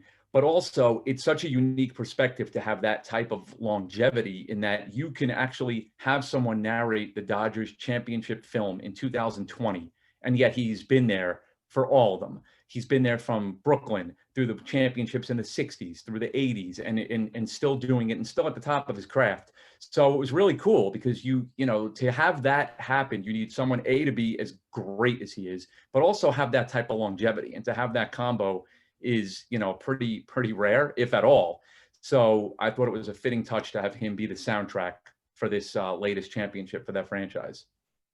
And Jed, up until, the World Series actually started, a lot of people thought there weren't going to be fans. Ultimately, the decision was made to allow limited fans in the stands. Do you think the dynamic of the film would have changed had there been no fans throughout the 6 games of the World Series? Probably a little bit, because even though there was so many limited fans there, they're still there. And when they're there, they're passionate. And you could still get shots of that. You could still document that. So yeah, I think so. I think even, if there was no one, I don't think it would change so much when the actual game is starting, because we're covering most of the action that's unfolding. But I do think it changes a little bit, especially with some of the crews. One crew that we have is what we call kind of like a roaming crew. They're kind of getting game action shots, but they're not really solely responsible for those shots. They're responsible for getting fans and shooting different types of shots that are going on in and around the stadium. So even though there was limited participation there, we were still able to cover that. If there was nothing going on there, I think it would have changed how we approached the game a little bit. With any World Series, there's certainly ups and downs, even in such an exciting one as we found in 2020. I mean, how do you handle some of like the most dramatic moments, like Game 4? Obviously, everyone remembers such an awesome finish there, along with some of like the more ordinary games or maybe even blowouts throughout the series. How do you handle those ups and downs in a film? Yeah, like I mean, this? that's a great question, especially, when you're covering the game, your mindset doesn't change that much because you really don't know what's going to unfold. I mean, you kind of sense it a little bit. This game's moving slower. It maybe isn't as dramatic. And where you have a moment like Game 4, you could sort of brace for it. You might see it coming. But I think a lot of that, to what you're, mentioned, is how we handle it more in post-production. We know that the film sort of has a rough target runtime. And it's not all equal. We won't treat a 4-1 game that doesn't have any drama the same way we're going to treat that Game 4.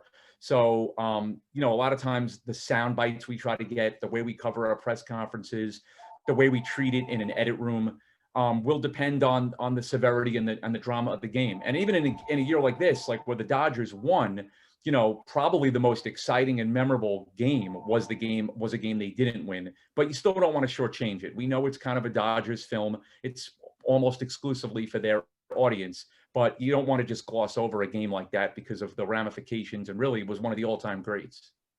Here talking with producer and director Jed Tuminaro. Jed, obviously, as I mentioned at the top of this interview, this is your 6th straight World Series film. And I think for most directors, you kind of have that one part that might be your favorite or something that resonates with you the most.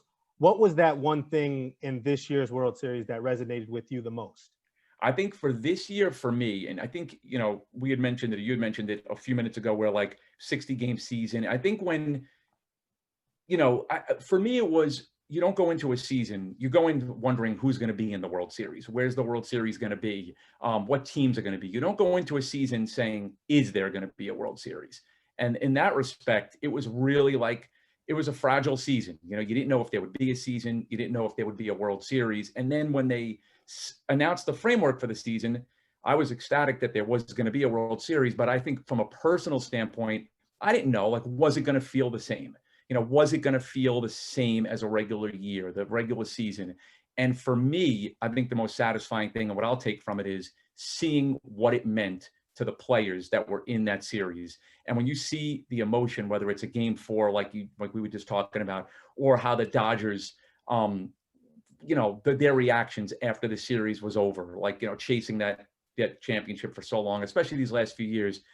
If there were any questions that at least I had, like, was it the same? Was it going to count as much? To me, those were laid to rest, like it did. So I think the emotion and knowing what it took to get a season in and finish a World Series, in some ways, like, I don't know, like maybe to some players, I can't speak for them, but it almost might have meant even more perhaps than past ones. So Jed, I mean, like Andrew just said, you've worked on these films since 2015. What would you say is the biggest thing that you've learned over those years of experience for your own professional career? I think the combination of, when you do what we do to cover this, preparing and, as much as you could prepare and have a plan laid out, and you should, and, whether it's, how you're going to cover something, things you're going to tackle editorially, just the ability to adjust. And this year showed us that. So you still want to go in there with an idea of what you want to do and what you want to cover and how you want to put it together. But then as it unfolds, you just want to make sure that you have the ability to be flexible, to adjust to certain things. And that's what I've learned, is it's great to have a game plan, and you absolutely should, but you have to be willing to deviate from that game plan day to day, sometimes even hour to hour, with what you're going to cover and what you're going to do. And that's one thing this year with some limited resources, without getting too much in the weeds. In the past, we don't really have to choose a lot about what we're going to cover. We choose a lot about how we're going to put it together, but we have plenty of crews, plenty of people. We could be in a lot of places at once. This year was a little different because we had less cameras, less producers, there was a lot more adjusting to where do we need to be. You know, we said we wanted to be here, but guess what? This happened. Now we have to move over here and change it a little bit. So I think that's the biggest thing that I've learned is prepare as much as you should, because you definitely should as a producer director, but also have the ability to adjust and, you know, go with the flow. Now, Jed, you've been with the MLB Network since 2008. You get the opportunity to start directing World Series films in 2015. So you put in 7 years. Can you kind of just take us back to 2015 and when you first got the opportunity or when you first got the call that they wanted you to direct the World Series film? Yeah, I mean, for me, I had a little bit of a head start because I'm at MLB Network, as you mentioned, since 2008. I used to work at a company, MLB Productions, which is a lot of the same people now work with us at the network. So I was part of the World Series film years ago, more as an editor, you know, back in the studio, putting games together. So I wasn't there on site. I wasn't directing the cameras and the crews or conducting the interviews, but I still got to see what it was like to kind of put it together a little bit, which helped. And then in 2015, which was the Royals Mets year, it was a lot. It was the first time kind of just, you know, being there and having all the crews under your umbrella and having to kind of manage your time and, you know, your resources and stuff. And it was exciting, definitely challenging. But one thing about our team, and a lot of it is consistent, we have really good shooters, really good field producers. And those guys had been doing it actually before I even came on board. I was really lucky.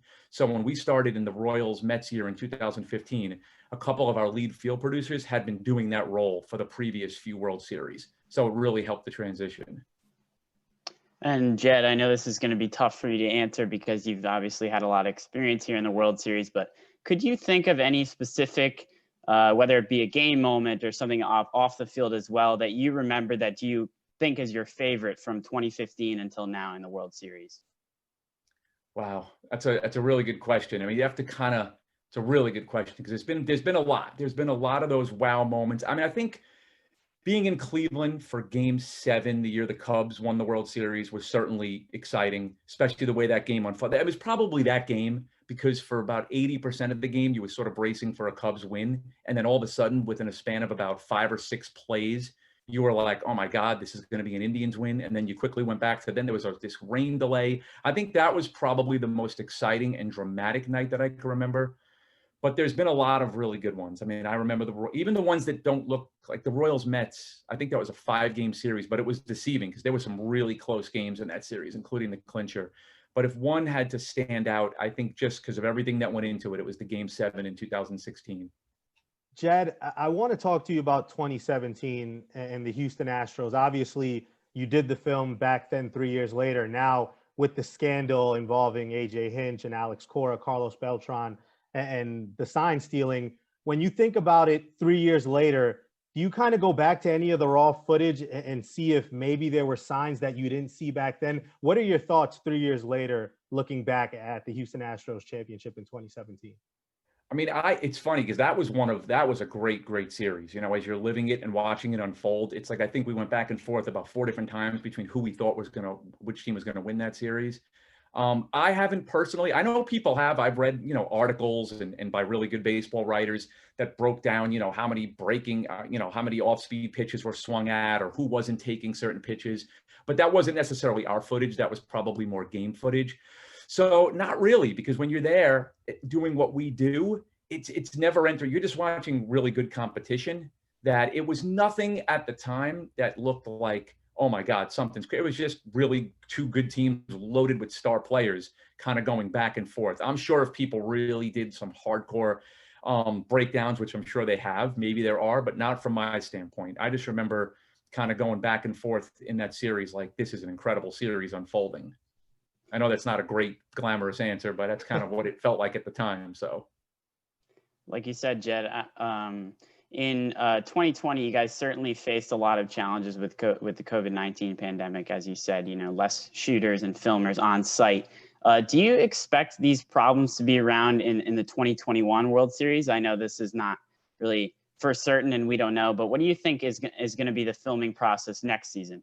I hope not. Like, you know, it's funny. I mean, I don't know really anything more than anyone, but as much as I look back on this one, and it's like I'm really proud that like this group was able to do it. Not me. The people that work on this are just incredible, and it made me feel really good that it all kind of came together. But there is a part of me that's like, I hope that was a once in a generational type thing, not because we need more resources, none of that, just because of the bigger picture and what it would mean. So I don't know. I mean, it does show you that you could kind of do certain things differently than you thought. You're forced to execute a certain way. And in that respect, you know, one thing about that this year showed us a little bit, and that I hope we're not obviously in this boat next year, but there were certain things we did in this film that we did sort of out of necessity, but that I like, that I kind of want to run with. And part of that was the press conferences. You know, sometimes we rely a lot more on sit-down interviews, which are still really good.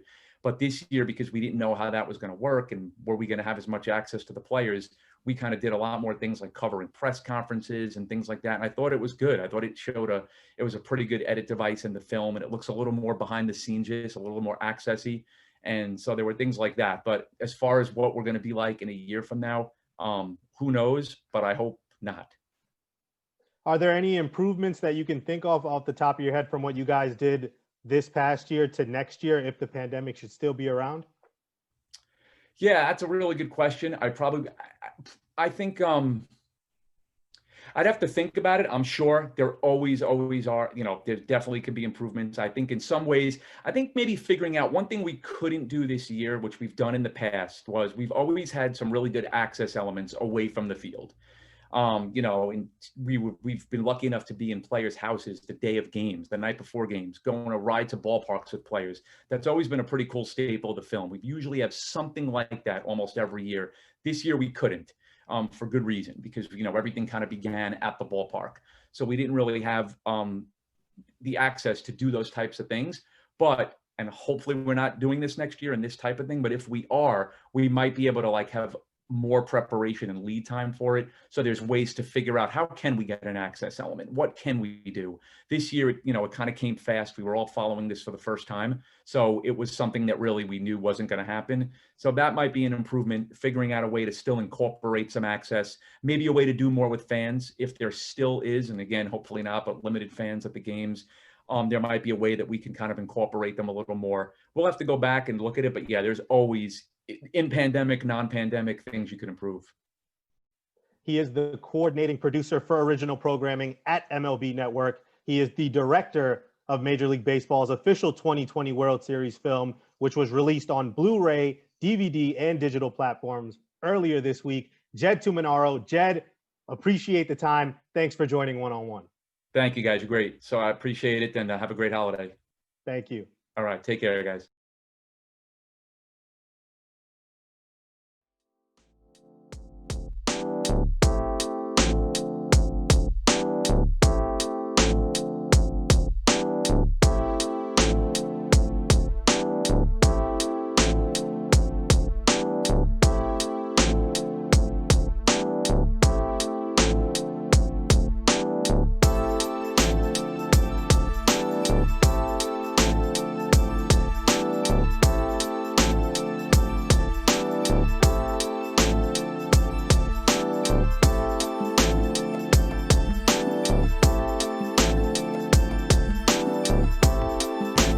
Check out all of our latest podcasts on WFUVSports.org or wherever you get your shows, including NFL Friday, Nosebleeds, Pick and Pod, 5 on 3, College Gridiron, and FUV FC. Also, our newest edition, Off the Air, diving into the station's legacy with its most prominent alumni.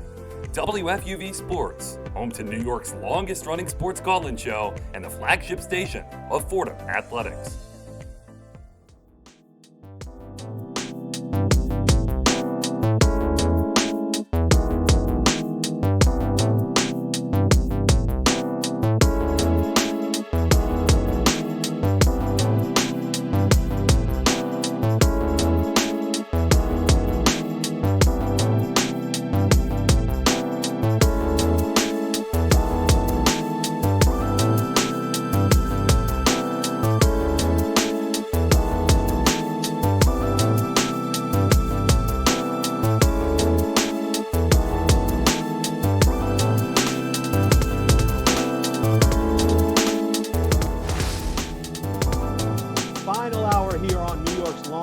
Sports call-in show. This is One-on-One, taking you up to 2 a.m. Andrew Basadas, Sam Davis, Kelly Bright joining us for this segment, because if I could lift the curtain for a bit, the day before a show, we'll have pre-production. And obviously, the three of us, alongside with our producer, Alex Walls, will go through a rundown and figure out what we want to talk about for the show Saturday night. And at this point, we weren't sure what to talk about, but then Kelly Bright, out of the heavens, gives us the idea, hey, the ESPN, ranked their top 100 players for the 10th year in a row. Everyone always has an argument about who's been overrated, who's been underrated, who's being disrespected. So Kelly, on that note, I will start with you. Let's start with players who might be a tad bit overrated. Who is your overrated player on this list? Well, before I get to that, let me just start by saying, every year ESPN drops this list. And if they haven't learned their lesson already, fans love to hate lists. And the amount of backlash this year's list got, and it was completely warranted. I mean, Lonzo Ball was ahead of Montrezl Harrell, DeMar DeRozan. There were some pretty obvious mistakes in this list to me. But for me, the most disrespected player was, for me, Kevin Durant. Here we go. You want to say, all right, he's coming off an Achilles injury, which might be one of the worst injuries to come back from. But you also have Steph Curry in the top 10, and you have Kevin Durant in the top 10, so that you're not really using that as an excuse. This is coming from a guy who's always been in the conversation with LeBron for top 1, 2, or 3 guys in the league, and you're going to knock him down to 6. He's one of the best offensive threats in the game, and to keep him outside of the top 5, I think, is a huge disrespect to his game. I mean, this is somebody who's had multiple finals MVPs, multiple rings. He's one of the greatest players in the game, and to put him outside the top 5, I think it's just disrespectful. For my underrated choice here, I'm going to go way off the top 10, way off that at 82nd. I mean, you mentioned it, Kelly, DeMar DeRozan there, 82nd. He did have a down year stats-wise last season. It's his lowest points per game, I believe, since 2012. Of the 2012 season, certainly a long time ago. But 82nd, I mean, come on, ESPN, that's embarrassing. He responded on Twitter with a clown and poop emoji, tagging ESPN. Obviously, he wasn't too fond of the ranking. No one really else was. Steven Adams of the Pelicans, Dennis Schroeder, the Lakers, some of the examples of players above him. And these are good players, don't get me wrong. But above DeMar DeRozan seems to be a little bit disrespectful to him and seems to be disrespectful to fans in general here.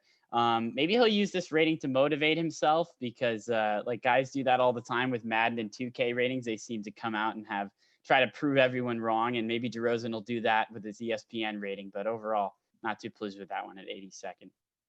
Yeah, I mean, we're going to start underrated and disrespected. Russell Westbrook, he's at 36. He was ranked 12th going into the 2019-2020 season. And then all of a sudden, he's now not a top 30 player in the league. He's not a top 20 player in the league. I mean, I understand injuries have hampered him and his knees aren't what they used to be. And he continues to get surgeries on his knees to compensate. And that's something that has deteriorated his athleticism. But this is still a guy who's giving you 20 plus points. He's still getting close to 10 assists. And again, he averaged a triple-double, for 3 straight seasons? So this is a guy who gives you a little bit of everything and still has that passion and is somebody that you want in the foxhole with you. So for him to be at 36, I mean, what are we talking about here? There's some guy, and I don't want to single out any other people, but again, when you have guys like Devin Booker and you talk about somebody else like a Chris Paul up there. I mean, Russell Westbrook, to me, when he's at his best, he is clearly a top 15 player in the NBA.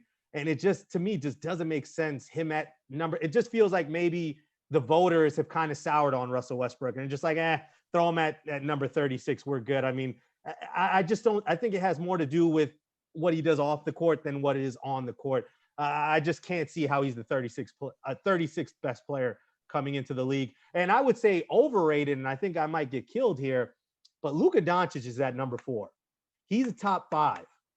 I don't think so. Kelly, you just mentioned Kevin Durant. That's a top 5 player in the league. Kawhi Leonard, I don't care what he did in choking that series to the Nuggets. He is a top 5 player in this league.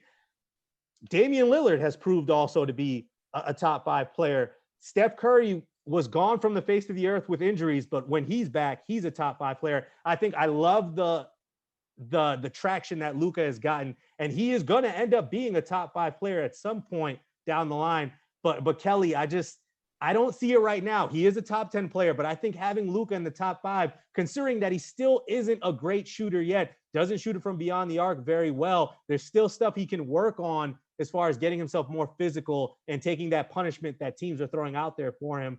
I'm not sold on Luka being a top 5 player. I think he's a few spots higher than where he should be. I mean, Luka, he did lead the NBA last year with triple doubles. I think it was 17, and he averaged over 28 points a game, 9 rebounds, 8 assists. You know, he's a great player, but I think this is this is supposed to be the best top 100 players right now in the NBA. And I think putting Luka at 4 and even putting Zion as high as they did is a projection. They're projecting who's going to be, you know, top 10, top 5 players in the coming years. And I can see Luka being a little too high for that, because I think he has the potential to be a top 3 player eventually, but he's not there yet. It's just too soon, you know, especially with some of the guys who are in the bottom half that top 10, like you said, Steph Curry, you know, James Harden at 9, you know, I can't justify putting Luka above some of those guys.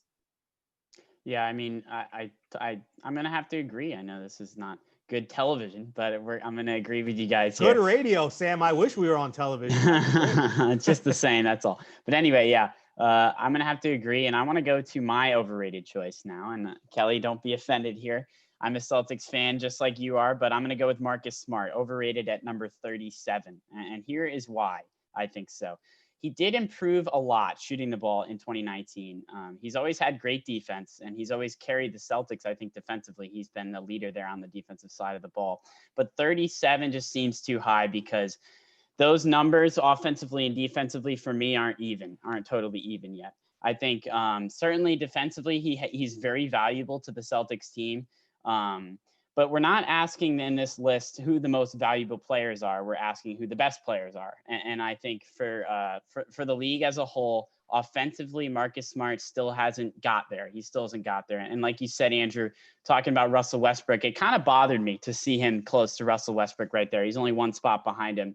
That didn't really make sense to me. Russell Westbrook is a lot more of a consistent player.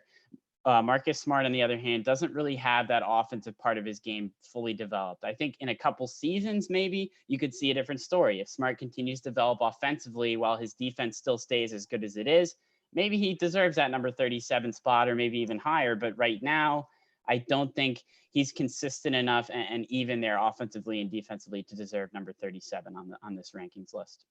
It feels like both James Harden and Russell Westbrook just got the ultimate disrespect. I don't know if they've soured voters, but to have Russ at 36 and then to have James Harden at number 9, I really don't get. And there's been times where ESPN, I think, what was it back then, early on when they first started doing it in the beginning of the decade, I think they had Kobe Bryant coming off his injuries. I mean, obviously, they had him in like 82nd in the top 100. There was that one year, I'm not sure if I'm not mistaken, but Carmelo Anthony was like outside of the top 50 for 1 year for ESPN. So, I mean, when it comes down to lists, you're right, Kelly. Everyone hates lists, especially in sports. We don't want to hear it. Oh, he's number 2, but what about him? It's always going to end in an argument. But I would say that as of right now, I think they got it right with the top 2 players in the league. I think it really is LeBron James and Anthony Davis. I know Giannis is still out there, but Anthony Davis has proven that, you know, we obviously know he's a superstar, but I think he solidified himself in getting that game winner against Denver and then playing the way he did in the finals, where he had a big argument to be finals MVP after LeBron James. I think that is correct. I think the top 3 players, the 3 best players in this league, is LeBron James, Anthony Davis, and Giannis Antetokounmpo. And I think, Sam, it is absolutely scary that 2 of those 3 guys just so happen to reside on the defending champions, which are the Los Angeles Lakers. Yeah, there's a reason the Lakers are the favorite, and it certainly starts with those 2 guys right there. I agree with you with the list here. Is like seems like there's so many guys for so few spots, you know, and you look at the top 10 and in especially, I think that's a good example of it. There's always going to be people saying, well, why doesn't he deserve it? Why doesn't he deserve it when you're looking at this top 10 list? But I think these people have a right to say that this year, because there are certainly people within that list, especially within the top 5. You know, I'm hearing you talk about the top 3 or maybe even the top 4. I can't help but think about Kevin Durant. I think he certainly deserves to be in that conversation. I don't care that he's back from injury. I don't care that it's a difficult injury. He's still one of the greatest players on the planet, and I think he deserves a lot more run than he's getting. Just one of many examples, I think, where ESPN kind of fell short with these rankings. Yeah, and I think a lot of it is they want people to react, and they want the reaction out of people to get the ratings. One decision that stood out to me was putting Dame, above Curry, which obviously has been a storyline going back now. Curry has 3 championships.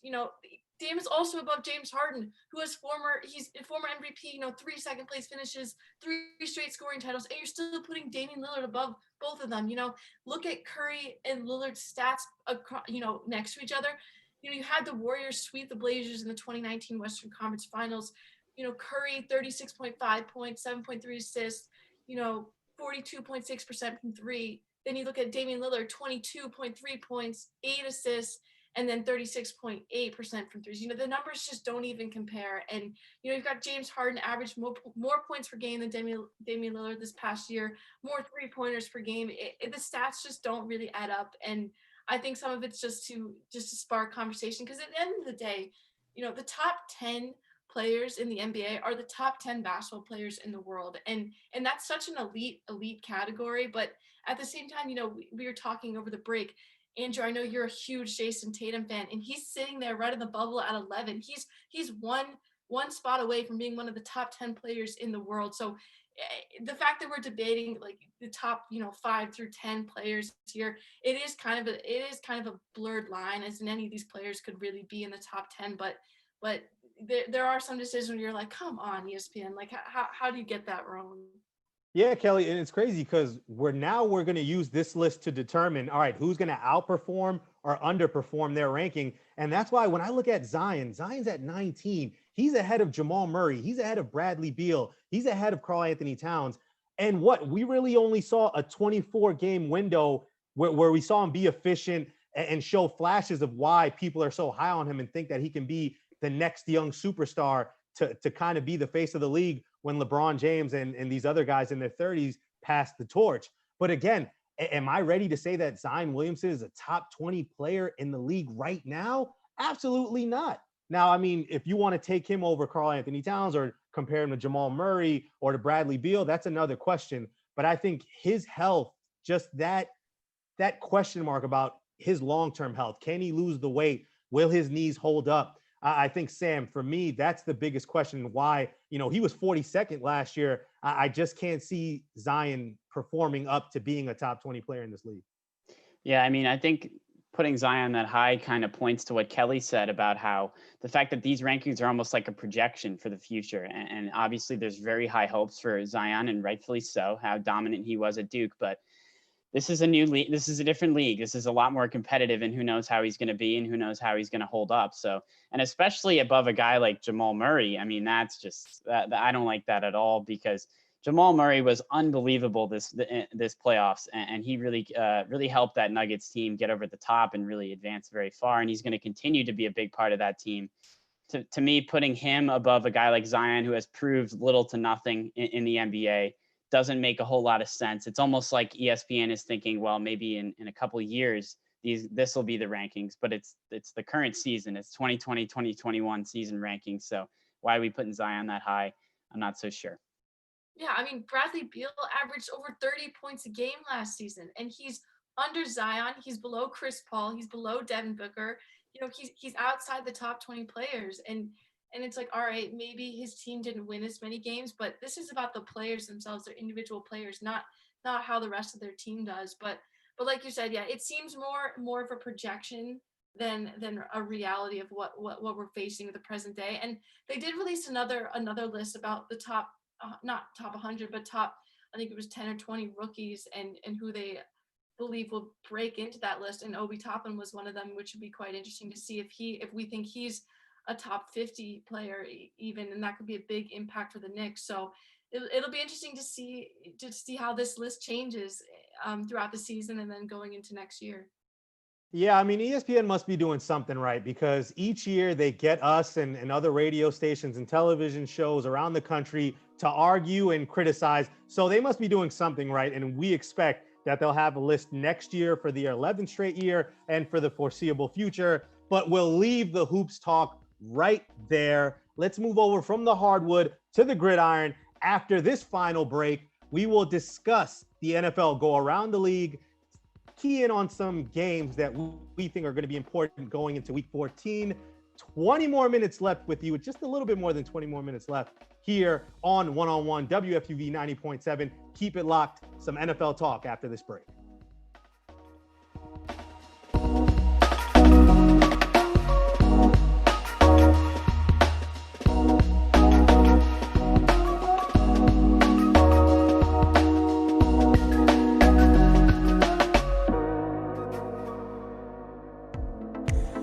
To support the WFUV Sports Department, visit support.wfuv.org to become a member or make a one-time donation. WFUV Sports, home to New York's longest-running sports call-in show and the flagship station of Fordham Athletics.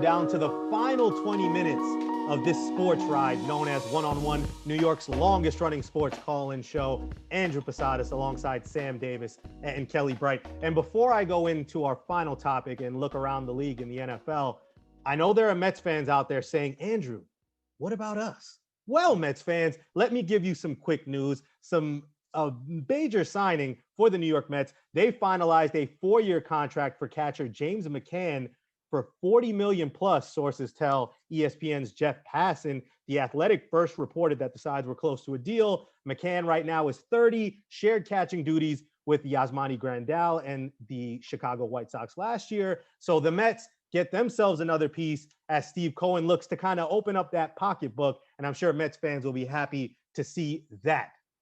Having said all that, let's shift over and talk about the NFL. Now, my mom used to tell me, and she still does at times, son, you got to eat your vegetables before you can have dessert. So before we can have our dessert and look at some of the better games out there around the league, we're going to have to eat our proverbial vegetables and talk about the New York Jets. Now, the New York Jets, after basically that debacle against the Las Vegas Raiders, where they give up that final touchdown after a zero blitz call, it's hard for me to come up with the words. The only thing I can come up with is asinine. Now the Jets go and see the Seattle Seahawks, who just lost to the New York Giants. I mentioned it earlier, Sam. Could the Jets recreate that same magic? They look competitive against the Raiders, but will they look competitive against the Seattle Seahawks, who I'm sure are licking their chops to bounce back? No. I don't think. I'm sorry, Jets fans, but no, I do. Obviously the Seahawks have been struggling. Russell Wilson's been struggling a lot. They did not look good last week against the Giants. They need this. They certainly need this. It's basically like a warm-up game for them. The Jets coming off a game where they lost to the fact that they think they're tanking for the number 1 pick. That's how terrible that call may have seemed. Leading to the firing of Greg Williams, and soon Adam Gase will be gone as well, I think, much to the happiness of Jets fans around the country. But in terms of the Seahawks, I think they're going to find an easy way to get back on track here. And they're going to need to do it fast, because down the road, they've got matchups against the Rams, who lead the division, and That's not a gimme division there. It's certainly difficult, and for them to get in the playoffs, I think they're going to have to prove to the NFL that they can beat up on the teams they're supposed to beat. They didn't do it last week. They were supposed to beat the Giants, and they ran into a really good defense and lost that game. You know, the Giants are a good team, like we talked about earlier in the show, but the Seahawks, I think, need to prove that they belong in this playoff conversation. Russell Wilson, after the first half, we thought he's MVP. I don't know about that anymore. He's certainly been struggling big time. So he's going to look back to get back on track. And I think what better way to do it than the struggling Jets, who look like they're going to be on their way to that number 1 pick at the end of this season. Yeah, the Jets and the Giants are not the same. And the fact that we're even considering the Jets as possibly upsetting the Seahawks is kind of mind-blowing to me. Honestly, Sam, you were saying, oh, sorry to the Jets fans, but the Jets fans need them to lose. They need them to lose out. And I remember talking earlier a few weeks ago with someone else from WFUV, and we were saying, the Jets might upset the Patriots in one of the last games of the season. And I said that's a nightmare for both Patriots fans and Jets fans. At this point, Adam Gase is still the head coach of the Jets, and he's the perfect man for the job because they need to lose out.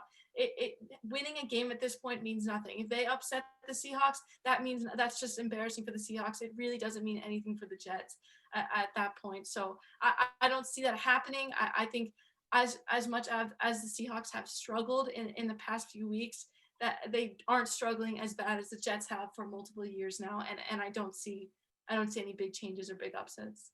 I would just say this, the Seattle Seahawks, their pass defense is awful. They're on a historic pace to be one of the worst passing defenses of all time, if not the worst. So I think for Sam Darnold, now that he has all of his receivers back and we're seeing Mims and Perriman and Crowder really showing you that they are adequate wide receivers, I think this is a chance for Sam Darnold to really throw a party. Now, will it get him a win?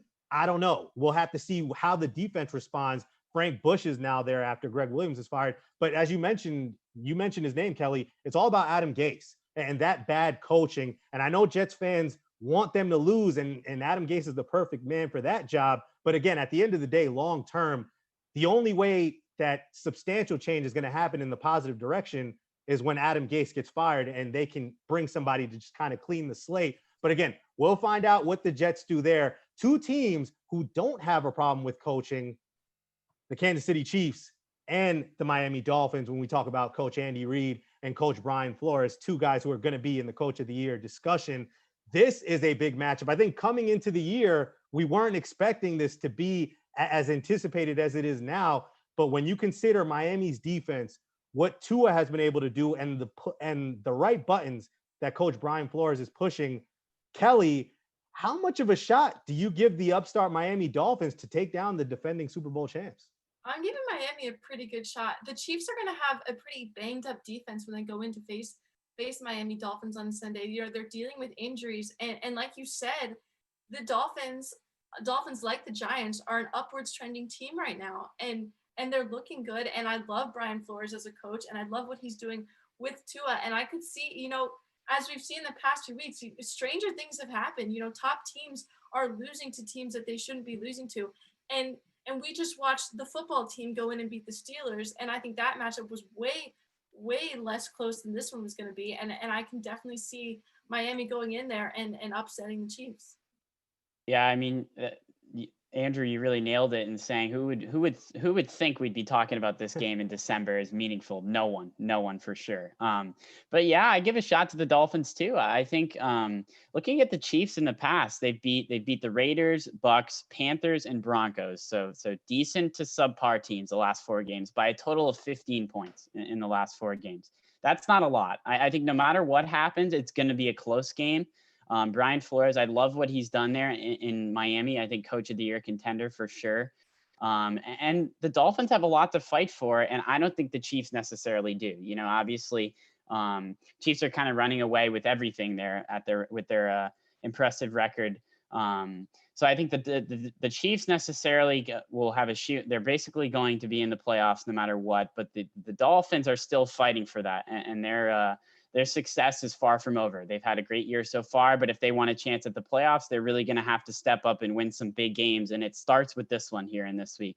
I give the Dolphins a chance. I think it's going to be close either way, though. I would say this though, Sam. Far too often we see Super Bowl champs have that Super Bowl hangover where the following year they're losing games and they're not as dominant as they once was.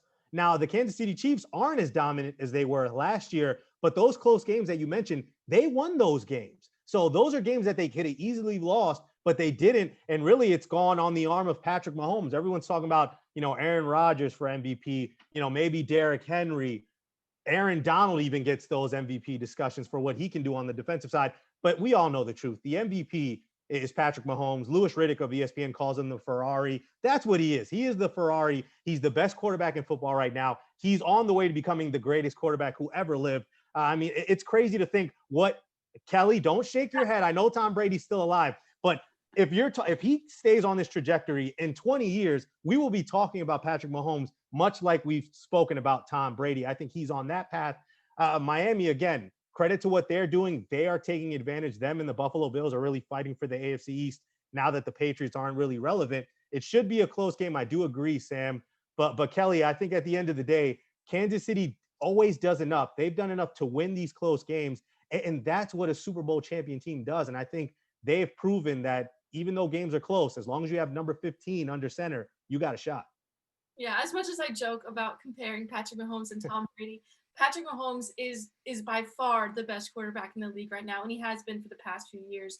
And this is a quarterback-based league, and if you have the best quarterback on your team, you automatically have a good shot of winning every game that you go into. And what the Chiefs have that kind of goes underrated, they have stars on both sides of the ball. Their defense is strong, maybe not as strong as their offense, just because their offense is so many miles ahead of other offenses, but their defense is strong as well. And I think since week one, they've been just such a perennial powerhouse and the obvious contenders for repeating Super Bowl champs. So I see them winning this game, and I see them honestly winning the Super Bowl eventually. Whoa, winning the Super Bowl too? Kelly Bright giving us a back-to-back. Well, I'm going to have to leave that there. Let's talk about another matchup. And we're going to have to leave that there. Kelly, you are on record too. So if we have to, we will come back to this if the Kansas City Chiefs lose the Super Bowl or not. We'll leave that for another one-on-one. Let's move over to another matchup between two AFC teams that are really looking to contend our division leaders when we talk about the Buffalo Bills and the Pittsburgh Steelers. Obviously, the Pittsburgh Steelers losing to Washington. Buffalo kind of been a rocky up and down season. Nick DeLuca is, sometimes he's happy, sometimes he's not. But again, they are still in the hunt to win the AFC East and get a home playoff game and just get to the playoffs in general. Sam, with both these teams, it seems like both these teams really need a win. But who needs the win more, the Pittsburgh Steelers or the Buffalo Bills? That's a tough question to answer. I think the Bills, just because of the Steelers, obviously being undefeated before last week. But still, I think it's interesting. A lot of people are saying that's the Steelers losing that game might help. And that's crazy to say, but just the attitude of the team, I think it takes off a lot of pressure because, an undefeated team, they hear it every day, from the media. The closer they get to being undefeated, they're going to hear it. No team's done it since the Dolphins, all that same talk just about every year with one of these teams. So maybe the Steelers will be benefited from losing a little bit and come out this week and just focus on winning this game against the Bills. But it's going to be a tough task. I think the Bills did look good last week against the Niners. But the fact is that the Bills rely quite a lot on that passing game. And I think that plays right into the Steelers' strengths defensively. So that's going to be a matchup to look out for. I think the Steelers are going to bounce back and find a way to win this game. Their offense is going to have a little bit of an easier time than they did last week against the tough Washington defense. I think that defense deserves a lot of credit in how they played last week. I think it's going to be another close game, though. Great primetime game. But I think the Steelers will be a little bit more motivated to get back on track in this one. Yeah, I have to completely agree with Sam. I think it's easy to look at a team that just lost their undefeated record to a team that's honestly one of the worst in the league, in the worst conference in the league, although they have been trending up, as you said earlier in the show. But the Steelers, like Sam said, they're a very strong defense, and they're a strong pass defense, and they're playing a team that likes to pass the ball a lot. Now, Josh Allen, I think, is one of the best quarterbacks in the league at this point, and I have a lot of confidence in him. But I don't see the Steelers losing two in a row. And And Andrew, you asked the question, who has more to lose and who needs to win this game more? They both need this game at the end of the day. But I think the Steelers, they don't want to have to go into the conversation of losing 2 in a row after they were undefeated for so long. So I don't see them losing this one again. I don't see them having a 2-game losing streak. Yeah, I really think that this game is much more important for the Pittsburgh Steelers, only because Kelly just mentioned it when she said that she thinks that Kansas City is going to win the Super Bowl. A lot of people feel that way. A lot of people do not believe in this Pittsburgh Steelers team. A lot of people are looking at that record and saying, they've had some close games. They've looked a little inconsistent. Yeah, that defense has been phenomenal, but they've suffered some injuries. And then that offense, Big Ben, not getting any younger. There is talent there at the wide receiver position, but they can't run the ball worth a lick sometimes. And I think that's going to catch up and bite them going into the postseason. So if you're Mike Tomlin, you want to shore up any holes that you have, Sam, because at the end of the day, I just don't think teams around the league look at Pittsburgh and say, that team is a contender. That team head and shoulders is the best team in the NFL. I just don't see that. I think once we get to the postseason, even if Pittsburgh gets that bye, whoever has to face them in that next round, I don't think any team is really going to be scared of the Pittsburgh Steelers come postseason time.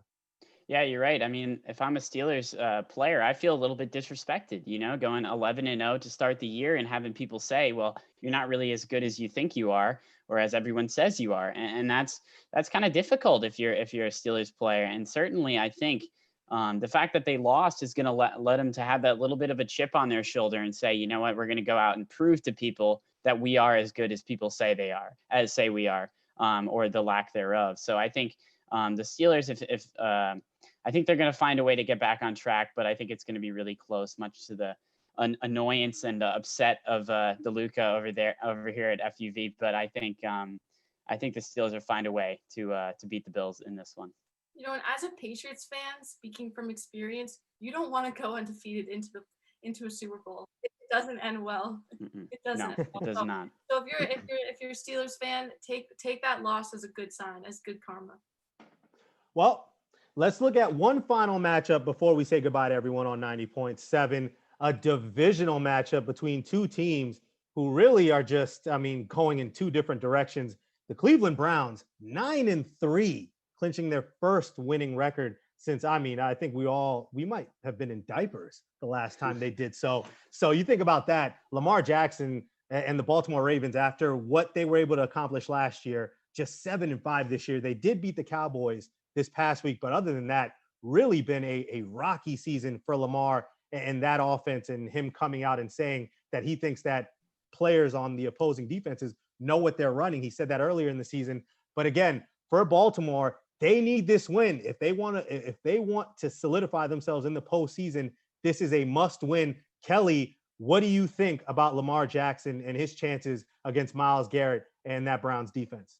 It is a must-win situation, but at the same time, we've watched Lamar Jackson honestly regress this whole season, and maybe the past 2 games have been a little better. I think he's 5 touchdowns, 3 interceptions, but even that's not a great ratio. And how was he so successful last year? It was he ran the ball as much as he didn't want to be known as a running quarterback. He is effective on both sides of the ball, but he hasn't even been running that well. And when you look at this matchup, you have Nick Chubb on the other team, who obviously isn't a quarterback. He's a running back, but he's been unstoppable. Since he came back in week 10, he's averaging 19 carries for 116 yards. That's over 6 yards per carry and nearly a touchdown per game. So he's been huge. And I don't see the Ravens being able to stop the Cleveland, and who have been also trending upwards. Baker Mayfield has looked great. He's almost averaging 3 or 4 touchdowns a game at this point. So he's been great, and I don't see the Ravens coming out on top in this matchup. Yeah, this is a big game for both teams. I think it's not just a big game for Baltimore; it's a big game for Cleveland too, because people are kind of questioning the Browns. They have been, even after their dominant victory last week against the Titans, because their strength of schedule, it's been relatively weak. They've had the opportunity to play a decent amount of teams that are below 500 or not too good, and they've had chances to beat up on those kind of teams. So people, just like the Steelers, I think the Browns also feel a little bit disrespected. They have a good record. They're on their way to the first playoff appearance in quite a long time, as Andrew said. and they feel a little bit disrespected here. And I think they're going to have a good chance to kind of prove themselves against a Ravens team who certainly has been down this season. I think Lamar Jackson, like you said, Kelly, he's certainly had a down year. He's going to have to run the ball very well to combat the Browns and how well Nick Chubb runs the ball, in addition to Baker, who's been throwing the ball a lot better, kind of avoiding some mistakes that he made last season. So I think overall, I do like the Browns in this one because they're trending in the right direction while Baltimore is trending in the wrong direction. But it's going to be another close game, I think, because Baltimore this is really important for them. And I think a little bit more important for them than it is for Cleveland. But overall, both teams, this game matters a lot. Yeah, Kelly mentioned Baker Mayfield, and I think that's key for Kevin Stefanski. Can they run the ball effectively and then use that play action, get defenses to commit in the box, and then catch you over the top with Higgins or with Peoples-Jones? I think as long as the running game is working effectively, I think that makes it easier for Baker Mayfield as far as passing the ball, because then he's not pressured to make some of those wild, inaccurate throws that we've seen throughout the season where he's just making costly turnovers. So I think at the end of the day for Cleveland, this is a chance for them to really solidify their status as, hey, we're here in the AFC. We know it's Kansas City. We know it's Pittsburgh, but we belong here too. And I think this is that kind of statement game where if they can shut down the MVP and Lamar Jackson and that offense, that rushing attack, I think that's going to speak a lot of volumes for what Cleveland could potentially do going into the postseason. But Kelly, Sam, this is where we're going to have to say goodbye. 3 hours goes by so fast. Appreciate everyone tuning in, keeping it locked on WFUV 90.7 FM here with Kelly, Sam, and I. Special thanks to all our guests today, NBA Brooklyn Nets beat reporter Kristian Winfield for the New York Daily News, coordinating producer of original programming, and director Jed Tuminaro. You can catch his 2020 World Series film out right now on Blu-ray, DVD, and digital. If you missed any of today's interviews or highlights, they will be available on Facebook Live, YouTube, and WFUVsports.com. The sports director of WFUV is Bobby Shafardini, and One-on-One, of course, has been produced by the elegant, the great Alex Walls. Until then, for Sam Davis and Kelly Bright with the headlines, I'm Andrew Posadas. One-on-One is a production of WFUV Sports.